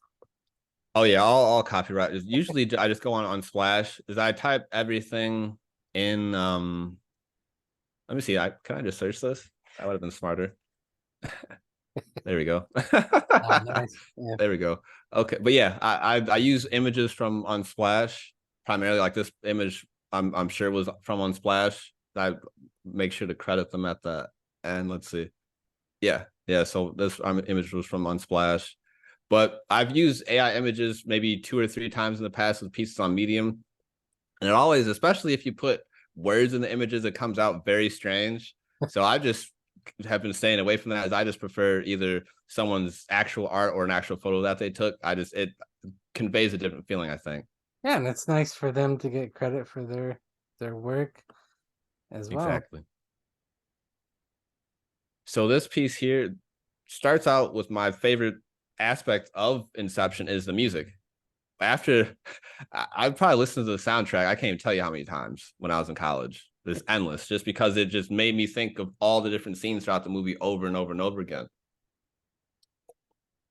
So we have Hans Zimmer, soundscape as he plans dinner, hot stove top as a pan simmer, wheeling in science fiction, Cobb supplying Defiance kitchen, Inception acting as a full course, lost voices, strung along like we pull horse, dream carriage encasing marriages, train taking us to the mall, totem live through the fall by remaining frozen, sanity barely maintaining this life of work chosen, Arthur and Cobb arosen, the consciousness of Saito, up-tempo Mombasa fight though, toying Price Fisher, job offer entice Robert Fisher, somewhere red eye, coach Carmen is a bitch, first class enlist, and then you might ditch her. Moreover, sent over the architect, church bells, physics all of a sudden arc the sect. Won't you page Ariadne, forgers and chemists carry on day. Unresolved guilt created shadows, drunken love, inebriated had foes. If you love, likely means that you had woes. So there's a lot in this piece because the movie took me to that place. The instrumentation took me to that place. This, to my understanding, I haven't listened to this in a while, but there's no beat behind this. So my writing it changed a lot from the previous two pieces where there's more depth behind the lyrics, I believe, just because there's no beat, where I was just able to just take the way that the Hans Zimmer inspired beat produced by Aux made me feel, and then just expanded upon my memory of the film and the characters in it. So we have Hans Zimmer, of course, creating the soundscape, the soundtrack for the movie, soundscape as he plans dinner. A near rhyme. I didn't know what really rhyme was Zimmer aside from Simmer. So I figured let me put the near rhyme there to kind of round out that thought of someone listening to music as they're making dinner. Hot stove top as the pan simmer. So still keeping that imagery within the kitchen there. Wheeling in science fiction. So, okay, now we're actually getting into Inception now. Cobb supplying Defiance kitchen. So putting Cobb, of course, primary character in this context, at the forefront of this piece. Inception acting as the full course, so we're still keeping the scheme of the kitchen going here. Lost voices strung along like we pull horse, dream carriage encasing marriages, train taking us to the mall. So that imagery of of course the fateful jump between Cobb and Mall, where she's thinking that they're still in a dream and clearly they weren't. So she of course passed away, but the train taking us to the mall is also just a reference of taking a train to the mall. Totem told him live through the fall. So tying into what I just said of is it spinning? Did it drop? We don't know at the end, but in this context, we know that they were in the actual world and she fell. by remaining frozen, sanity barely maintaining this life of work chosen. So kind of pulled back into the fray with after that experience. From my memory of the film, he was turned off from kind of going into that process because of what it did to his wife at the time. So he's brought back into this world through this new endeavor that he's undertaking through the process of diving into this dream of Saito. So sanity barely maintaining this life of work chosen, Arthur and Cobb arose in the consciousness of Saito. So putting the listener or reader into the mind, into the dreamscape of Saito now. Up-tempo Mombasa Faito. So that's how the movie starts off with that, the track Mombasa. And in Mombasa, it's very upbeat. Probably my favorite song from the soundtrack too, of just things are picking up from this point now too. So toying Price Fisher, tying this wordplay there with tying together Price Fisher. Of course, they make toys. Job offer entice Robert Fisher, extending a job offer for this Inception scheme to Robert Fisher so he can help with this process. Somewhere, red eye coach, Karma is a bitch. So the somewhere red eye coach, Karma is a bitch. I was thinking about when they were on the plane together, thinking about the process of there being a red eye coach, another aspect of planes, and then Karma is a bitch, tying together that what they're going to do may or may not be a good thing. First class enlist, still keeping the scheme of the plane there, and then you might ditch her, referring back to Karma there. Moreover, sent over the architect, church bells, physics, all of a sudden arc the sect, won't you page Ariadne? So Ariadne, of course, had the incredible ability to manipulate dreams pretty readily. She was a natural. So I figured she needed to be in this piece, and that's how I figured she should be placed in that context. Forgers and chemists carry on day. Unresolved guilt created shadows. Drunken love inebriated had foes. If you love likely means you had woes. So that was a little bit of an aside just to get out that last part of every person in this film has a backstory, has a history, has an encounter with love in some circumstance, and it could be good or bad. But in the context of Cobb, it was a very, very bad thing that arose in his subconscious during his training with Ariadne. So I felt like that was cool to put in there. Then for this next verse, three-level dream through an interconnected seam, it would seem implausible should they be successful, applaudable. No plan B, no audible, long flight baby, so stay put. What's in his mouth? Can we say foot? First level dream crop consisting of upper level cream, introducing the team to Mr. Charles, questioning if Cobb misses marbles. Second, we mention hostile environment. Follow us, Fisher, and begin docile retirement. We'll keep you safe. We'll lead you to the safe. Assisted home runs with no pitcher. Home plate. Father's will is the picture. Inception meets immaculate conception. Chart a new path inside Cobb's mind mall. New wrath. Shout out, but the story excludes Rory. Going out on a limb, though, the deepest level of dreaming limbo. Embracing kids after facing mental bids. The camera cuts to the spinning top. Christopher Nolan does a spinning stop. So probably more packed into this verse than the first, just because I needed to figure out how to set the stage for this. Because in Inception, there's so much to that film, and I did my best to capture as much as I could with the characters to make sure that the main points of the story were highlighted, but not just a simple retelling of the story. So with the three-level dream through an interconnected seam, it would seem implausible. So throughout the process of preparing to do this three-level dream extraction of information to make sure that an idea is planted in someone's mind, it seems implausible from the context of the movie, from the viewer standpoint. And even to me, when I was doing this, like, okay, it's one thing to even just dream and have a lucid dream and be conscious of what you're doing. But just imagine if you're in that lucid dream, having another dream, and then you have another dream. It's like, what is going on here? How is this making any sense? So should they be successful, applaudable? So I'm pretty sure I clapped after watching Inception too. So definitely clap if you can do this. No plan B, no audible. So long flight baby, so stay put. So that was just me tying together, of course, plan B and baby, more wordplay right there. What's in his mouth? Can we say foot? Just more wordplay there as well. First level dream. So now we're getting into the three-level dream concept of crop consisting of upper level cream. So from what I remember, that environment was very upscale. So we're talking about the cream of the crop now, introducing the team to Mr. Charles, questioning if Cobb misses Marble. So, of course, there's a concern of Cobb being on this mission because his subconscious, we don't know what's going to happen. Second, we mentioned hostile environment. Follow us, Fisher, and begin docile retirement. So now we're in the second level of the dream. We'll keep you safe. We'll lead you to the safe. Of course, the second level of the dream, pursuing the safe and pursuing the aspect of implanting this idea in his mind. Assisted home runs with no pitcher. Home plate father's will is the picture. So getting further into the plot point of this idea that they're looking to plan to the head and the secession story that's wrapping around in Inception and why they're looking to do this with the context of that scenario. So Inception meets Immaculate Conception, chart a new path, inside Cobb's mind, Maul, new wrath. Shout out, but this story excludes Rory. So Inception meets Immaculate Conception. We're going all the way back up to Long Flight, Baby, so stay put. Just a call back to that line. Chart a new path, inside Cobb's mind, Maul, new wrath. So tying the concept we introduced in the first verse back here, where Maul, that experience, is creeping back up into play, and everyone being concerned about him being on this mission, they were right. And then Maul, new wrath, shout out, but the story excludes Rory.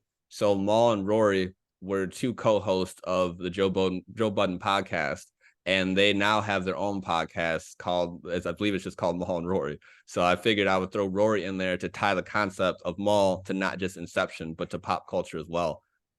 Going out on a limb, though, the deepest level of dreaming limbo, so really getting to the final portion of Inception, embracing kids after facing mental bids, so Cobb is finally home now. The camera cuts to the spinning top. Christopher Nolan does the spinning stop. And I don't know if it does or not. I have to ask him, I guess. Yeah. That's how it ends. He's probably not sure either. I mean, No. and how would you prove if it did? You know? Exactly. That's a So, great point. yeah. No, this is great. So it's interesting that you mentioned that there's no beat to it, because Yep. something I noticed right away that was different from this and the other, and I don't know if it was intentional or just unintended consequence of action, but there's not a lot of white space, right? Yeah. So there's Right. not a lot of room to gather your thoughts.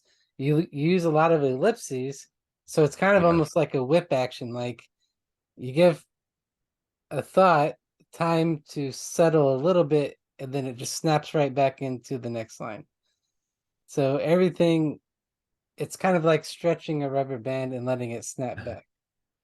I love that analogy. Thank you. And that's exactly how I approach this piece, or any really a cappella piece, is with there being no beat I have to attach myself to. I can really just get exactly what I'm thinking out as we're just having a conversation, just making it rhyme in that sense. And Yeah. then just picking a topic around it. If you scroll back up the top, I thought it was also interesting. And again, maybe it was intentional, maybe not. So you talk about the mall, and I want to be correct about this.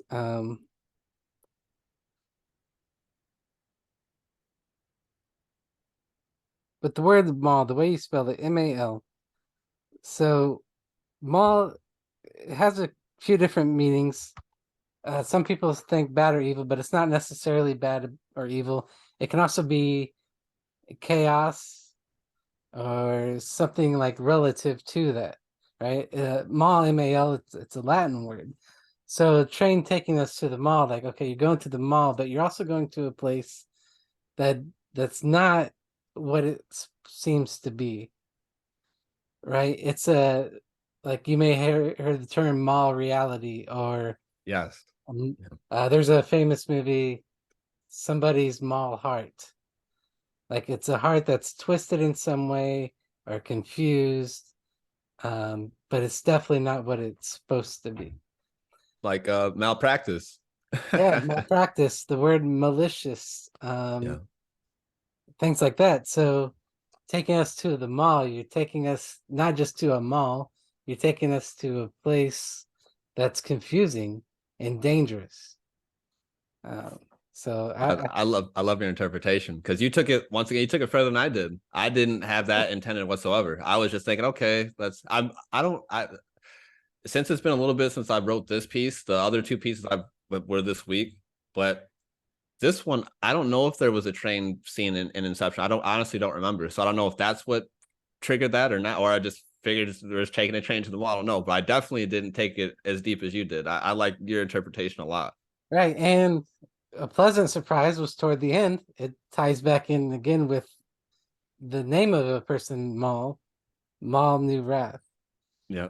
And so you can interpret that as, okay, you took us to a place that was dangerous and chaotic, and that place is also capable of wrath. That it is. That it is. I love that. And it could be one of those things like a Freudian slip kind of thing, to where your subconscious is just pouring out into you, and it seems incidental, um, but it could just be a piece of you that's trying to get out and express yourself in a way you weren't actively sure of. I love that, and I do think you're right because I've experienced that quite a few times where I'll be listening to the song where when I first released music, it would come out and I really wasn't paying attention to like how it was mixed or mastered. So there'd be like clips and like S's and P's would be all over the place. So it would when I listen back, it's like, wow, I should have done this or that. But now when I'm listening back to the music and I'm listening to the words, there are some meanings like, whoa, like I I said this and I'm understanding from a totally different context now, listening back to it as opposed to creating it. So I agree with your point that it is possible for really any creative to release a piece of art and then once it's kind of out in the world and you have a time to take a second or third look at it, it could be totally different to the creator. Yeah, and sometimes you can have people look at something and you're like, I would have never thought of it that way.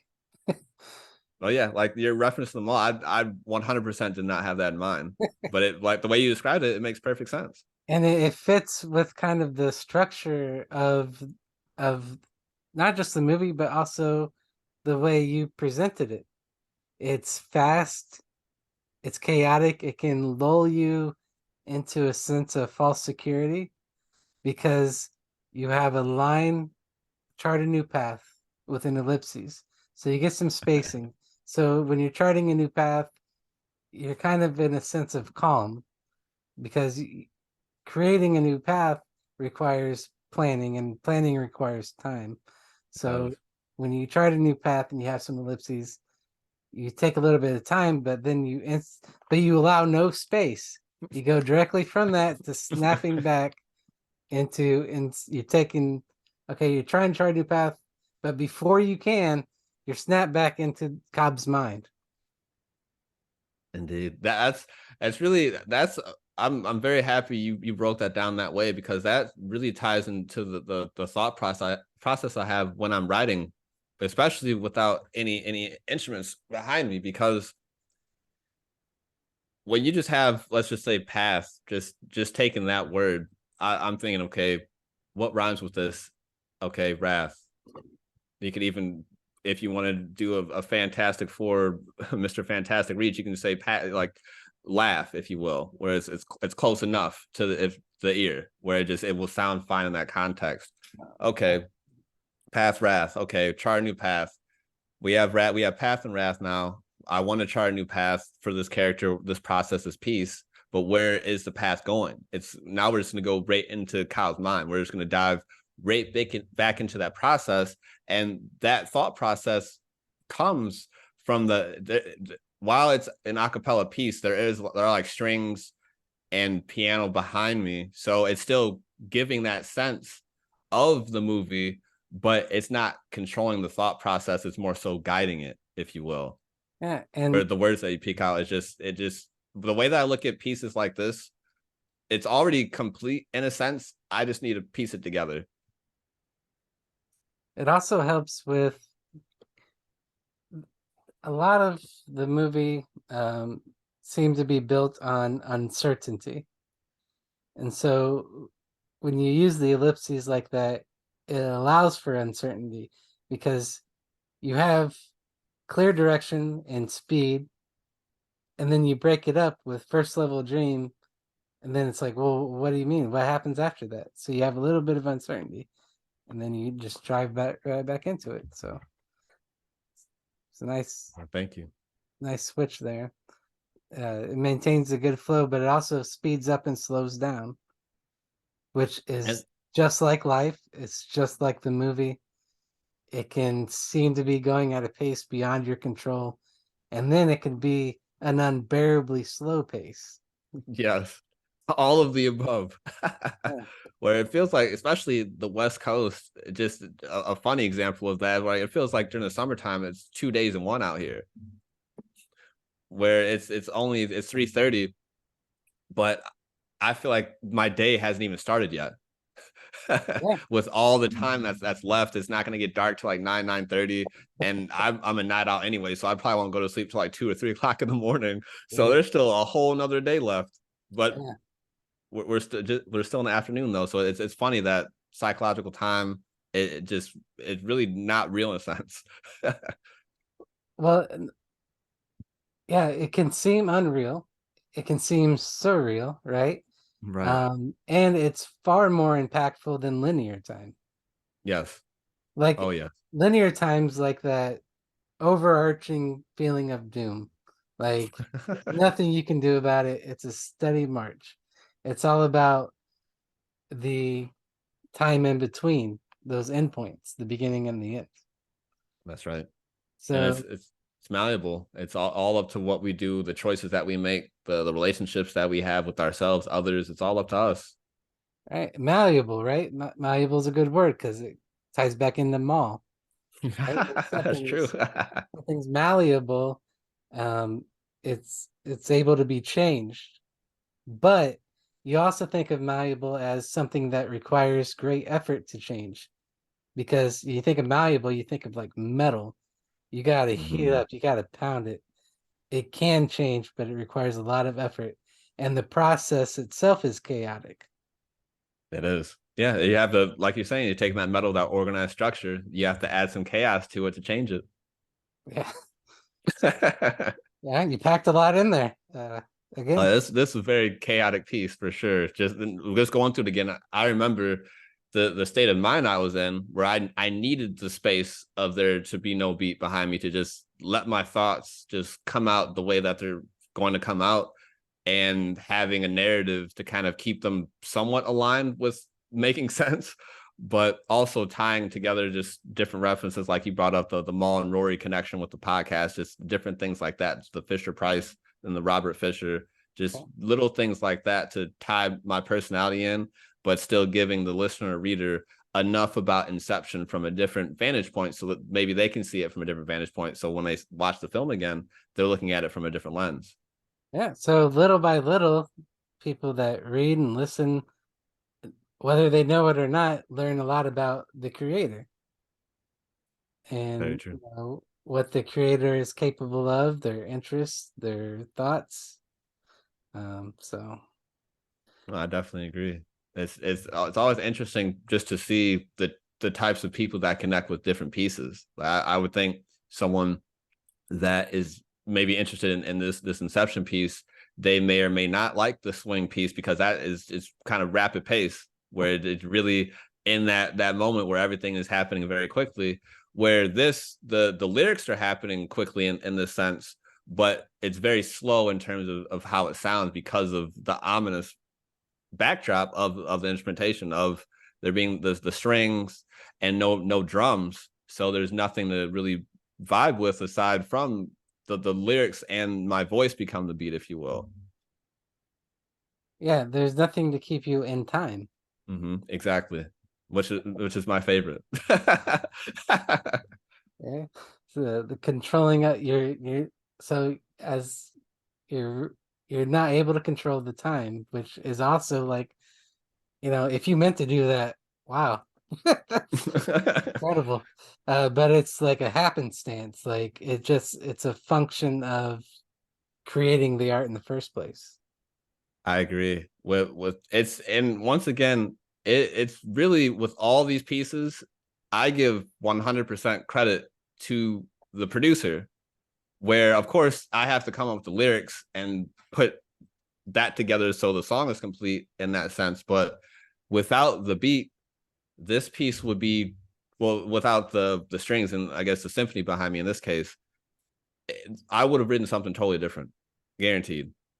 And I don't know if it would have been, I won't say good or bad, but I don't know if it would have been as detailed because I wouldn't have had that experience around me to create something like this. It just would have been blank space where I'm really just pulling from the memory of the movie as opposed to feeling like I'm inside the movie. I think that makes a big difference with how this piece in particular turned out. Yeah, offering, it's like you're able to offer a third person and a first person point of view within the singular piece, because you're given an idea of what these people are going through, almost from like the omniscient point of view, and then you bring it down into something more relatable to the individual. Thank So you. it's a matter of scope. Um, and that's important too, because we're all in our own worlds, and we can forget how it's easy to forget the scope, and sometimes it's a bit intimidating to think about scope, It is. and you can really get lost in it. um It's Infinite Expands. I mean, that's one of my favorite shows. I need to get into the books too, but the Expand series, when I was watching it, it's finished now. I just always thought it's like all the things that we're experiencing on this planet are so trivial compared to the things that they're experiencing in this fictional world, in the sense of the problems that we have as a society. There's so much more we could be doing if we just work together. yeah And it's so simple to say that, but it's so difficult to initiate it and get people to arrive at that point because there's so much division between whether it be religions, political factions, different types of economies, different types of philosophies. There's so much out there that we've attached ourselves to in so many different contexts. It's very difficult to unravel that to just get to the person. It's like, okay, with all that remaining still, what do you think about this? yeah And it's very difficult to get to that point because there's so much noise, whether it be on the internet or just in the world, that's in the way of arriving at that type of stillness. yeah Getting individuals to connect is usually not terribly difficult. It's connecting people to groups, Yeah. because it's the when you're talking to another person one on one, you you're talking to another individual.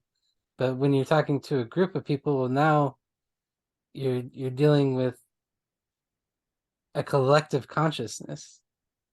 Yeah. And I think there's a big struggle. You see people getting lost emotionally, spiritually, um, when their ideas about themselves are challenged. Like if you say, well, I'm team red no matter what, and then something sinks in that challenges is that, it's like, oh no. Now what do you do when you check when your is attached to an identity? That's where the cognitive dissonance kicks into play. Right. So, and tying that back in to this, it's like, well, where do you fit in these realities, in your relationships with the world around you, with time, with other people? How much value do you place on any one thing? Is it important that the spinning top stops? That's a great question. And I honestly don't think that it is, because whether it does or it doesn't change anything. No. Um, yeah, the most impactful thing in your life is what's around you. That's right. So, and that's a matter of scope. Right.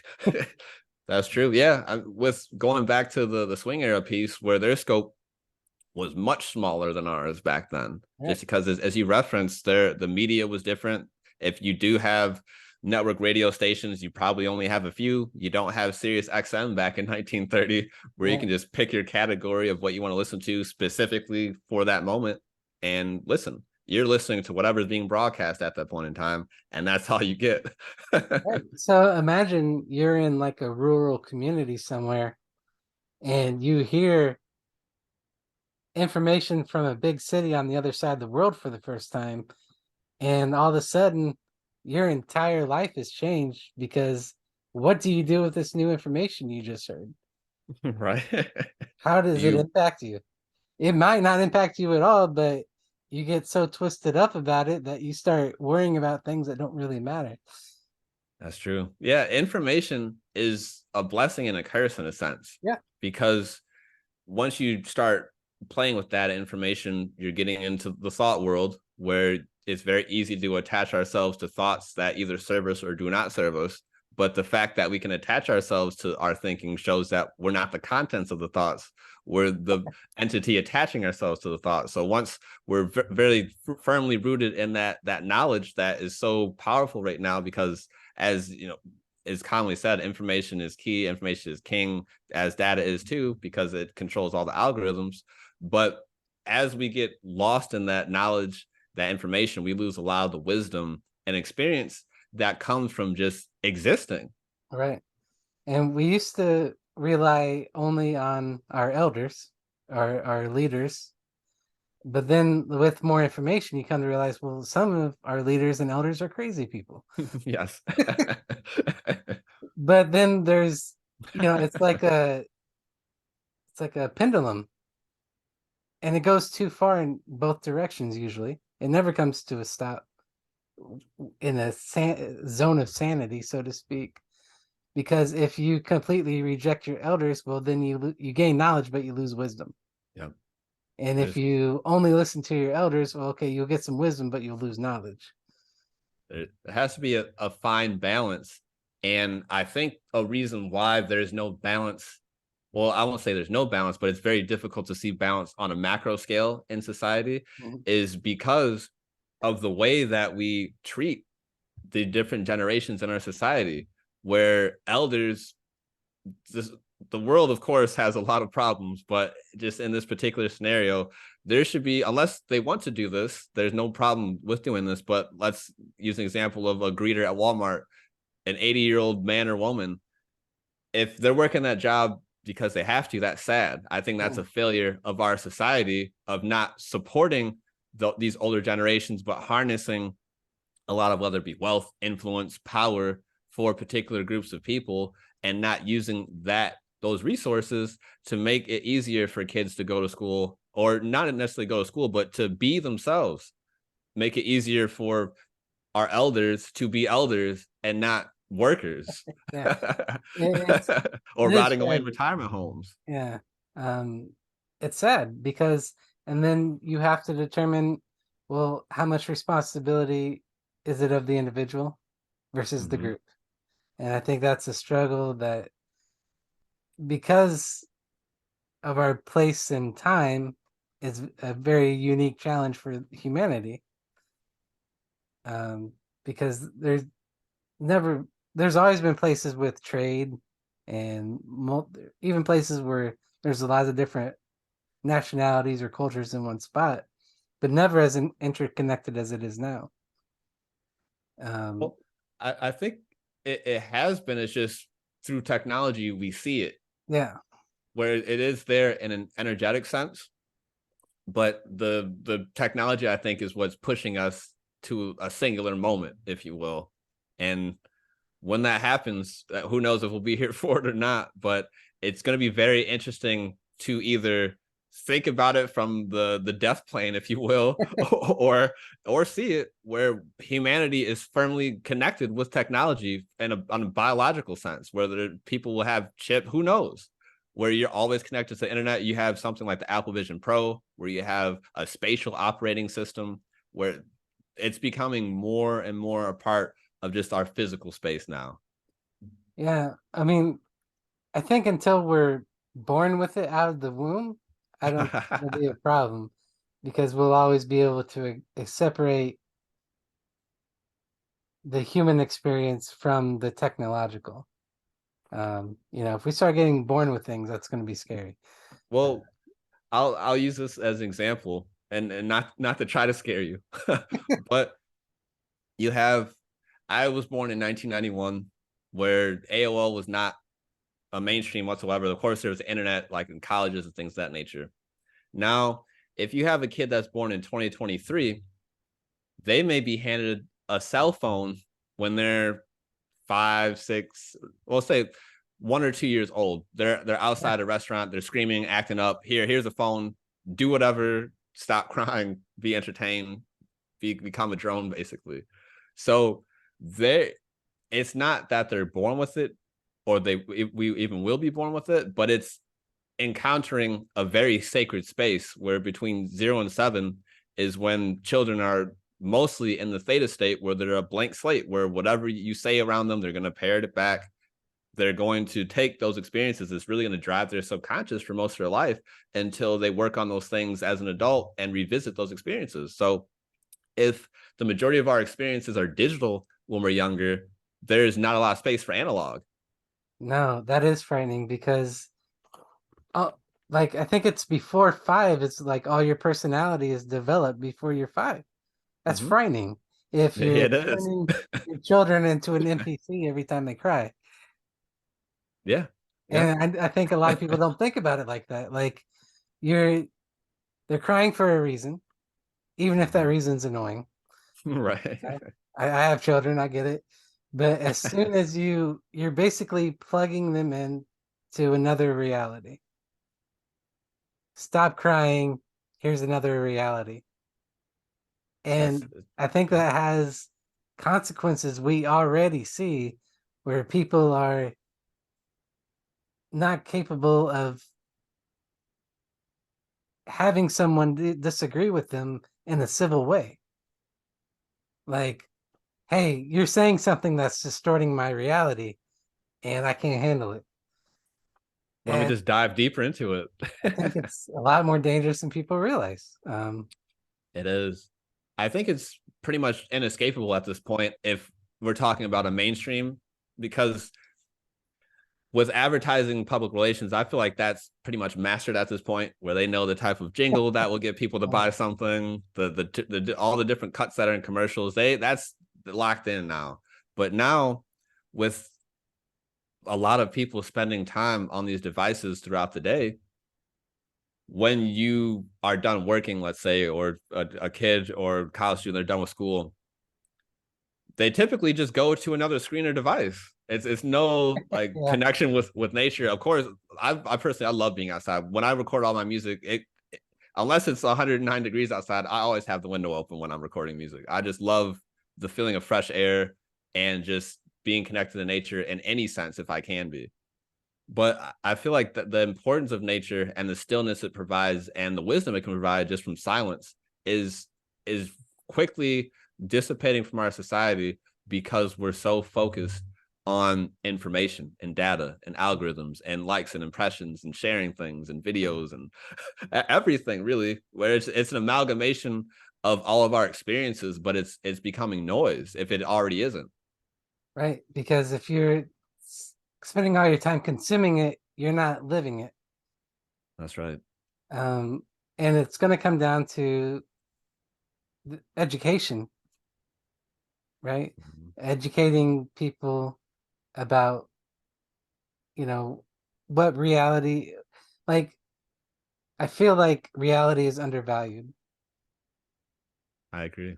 And that's the importance of the work that you're doing. You may not think of it that way, but when you create things that engage people on an intellectual level, emotionally, spiritually, it's like you're still using technology to get it. So Mhm. obviously it has a use, but you're quickly realizing that there's something, it's just a tool.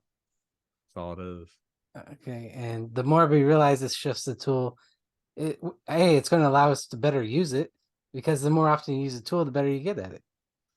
Okay. So I don't think the amount of technology is the problem. I think it's the way that um, we inject it into our experience. So tying technology and pop culture media like movies and songs into poetry um, forces an emotional response, forces an intellectual response. So it's very important for creative people to continue to do that, to develop quality content You know, of course, there's a temptation. You see, some people see the money, they want to chase it, but you can, I feel like, you know, like, when you put something out there, like I have gone back and deleted things that I know that I wrote that were geared toward getting clicks, right? Because and hopefully you feel guilty about it. Oh Like, you know yeah. what? That's not me. That's not my personality. That's just me trying to get commerce. Let's pull that back. And I think people can be surprised of the reaction when you do put out genuine stuff. You know, the ability to connect with just one or two other people is worth more than money. It is. Way more. It's priceless, really, because you can't take the money to the grave. You really can't take the experiences to the grave either, but the experiences make the experience, if you will. Where the money, that's just there. If there was no money, we would still be here. We can still talk. We can still interact with each other, make each other laugh, cry, etc. But the money and just the dilution of education in the sense of why are I don't with school that's almost a trigger for me in a sense. With it does not make sense that we're still using these outdated methods, at least domestically, when the world around us is changing so much. And you can look at politics as well. Like why, of course, the Constitution creates the framework for this nation, but why don't we take a look at adding things in, taking things out? We live in a totally different world that everyone that was a part of making that document could not conceive. Just like if we jump 50 or even 10 years into the future, we're going to live in a world that we cannot conceive of today. So there needs to be more malleability in education, politics, economics, pretty much every area of our society that incorporates citizens and people more so than people in power to really start making these changes. And I think that starts with a lot of decentralization in our society. Right. And that's the beauty. I think there's an underappreciation of just how much wisdom is in that document. It is a living document designed to change over time. It's Right. supposed to change. It's Right, not supposed to exactly. be like this thing that's it. That's all you get. Like, you know, in the original Constitution, they voted for the president in secret. It was a secret council of electors. Could you imagine doing that now? Oh, People would be in an uproar. All the cities would be burned to the ground because oh it's yeah, crazy, but it made it sense is. at the time. Okay. And so we adjusted the document as time went on. Now it makes no sense to have an elderly person that has never tweeted in their life in charge of telecommunications. Like, it Exactly. doesn't make sense. Um, Awesome. who's to say we can't have a president for one thing and a president for another thing? I agree with that 100%. That's really been my thought process as of late with politics is taking, like you said, just president and divvying that responsibility Yeah, up. One person can't manage an entire there's nation no alone, way. even with there's no way. There's too much to think about just in Washington D.C., let alone the entire planet every Right. single day. It's impossible. It's not a one person job, and and the reason I think, well, among many, is that we still think of it as a one person job. Yeah. So we want to elect the person that's most popular to do it. Like, Right. I like this person. Let's forget about their ability. Let's concentrate on, you know, the the tribal divisions. Like, oh, you're team red and team blue. Never will we meet in between. Never, never. It's always going to be a duality that really doesn't benefit anybody but the people that are causing the division. Right. So, like, and the people, like, that's why poetry is important, because it makes you feel, it makes you have an emotional reaction. It's like you're waking, like knocking on somebody's head, like, wake up. Right. That's perfect. Stop Eh, consuming what the spokesperson's saying. You don't know if they even really feel that way. They probably don't. They're getting most. paid to say what they're saying Oh in the yeah. exact way.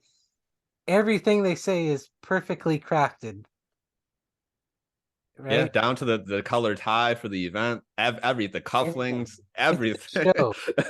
And that's all it is. It's a show. And if you allow yourself to be consumed by that, then you're missing the point of being an American, so to speak. 100%. You Yeah, know, it when I was younger, I felt a sense of being connected to a nation. Now I just feel like I just live in a place where I don't know what's going on.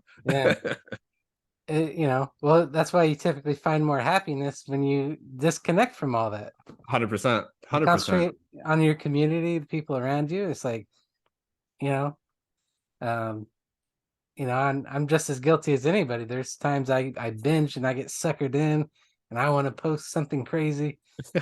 And somebody's like, "Hey man, why are you posting that crazy stuff?" And I'm like, "Ah, you're right. Let me go back and delete that." And the But post that. it is. I agree with. I've done that countless times where Yeah. I feel upset about this particular issue or I disagree with this particular person, so I'm just gonna jump out the window and say this, and and then maybe delete it, maybe not. But it is the theater. It's captivating, and because it's routine, you're almost waiting for it to happen. Like, okay, next year is going to be the next election. What's going to happen? These are the key players. What are they going to talk about? What's Yeah. going to happen with Trump? What's going to happen?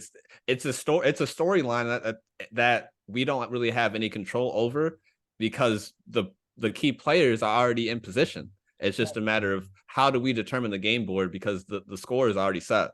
And they want you focused on, okay, what are these people's reactions going to be, and what is your reaction to their reaction going to be, instead That's of the perfect. matter at hand. Like, so Right.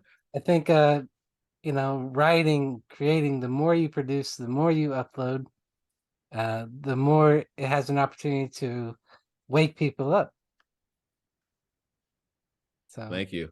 And that's really the goal is just one positive energy and just don't take what's being said around you or the experiences around you at face value. Just remove just one layer. Just see, okay, I think this.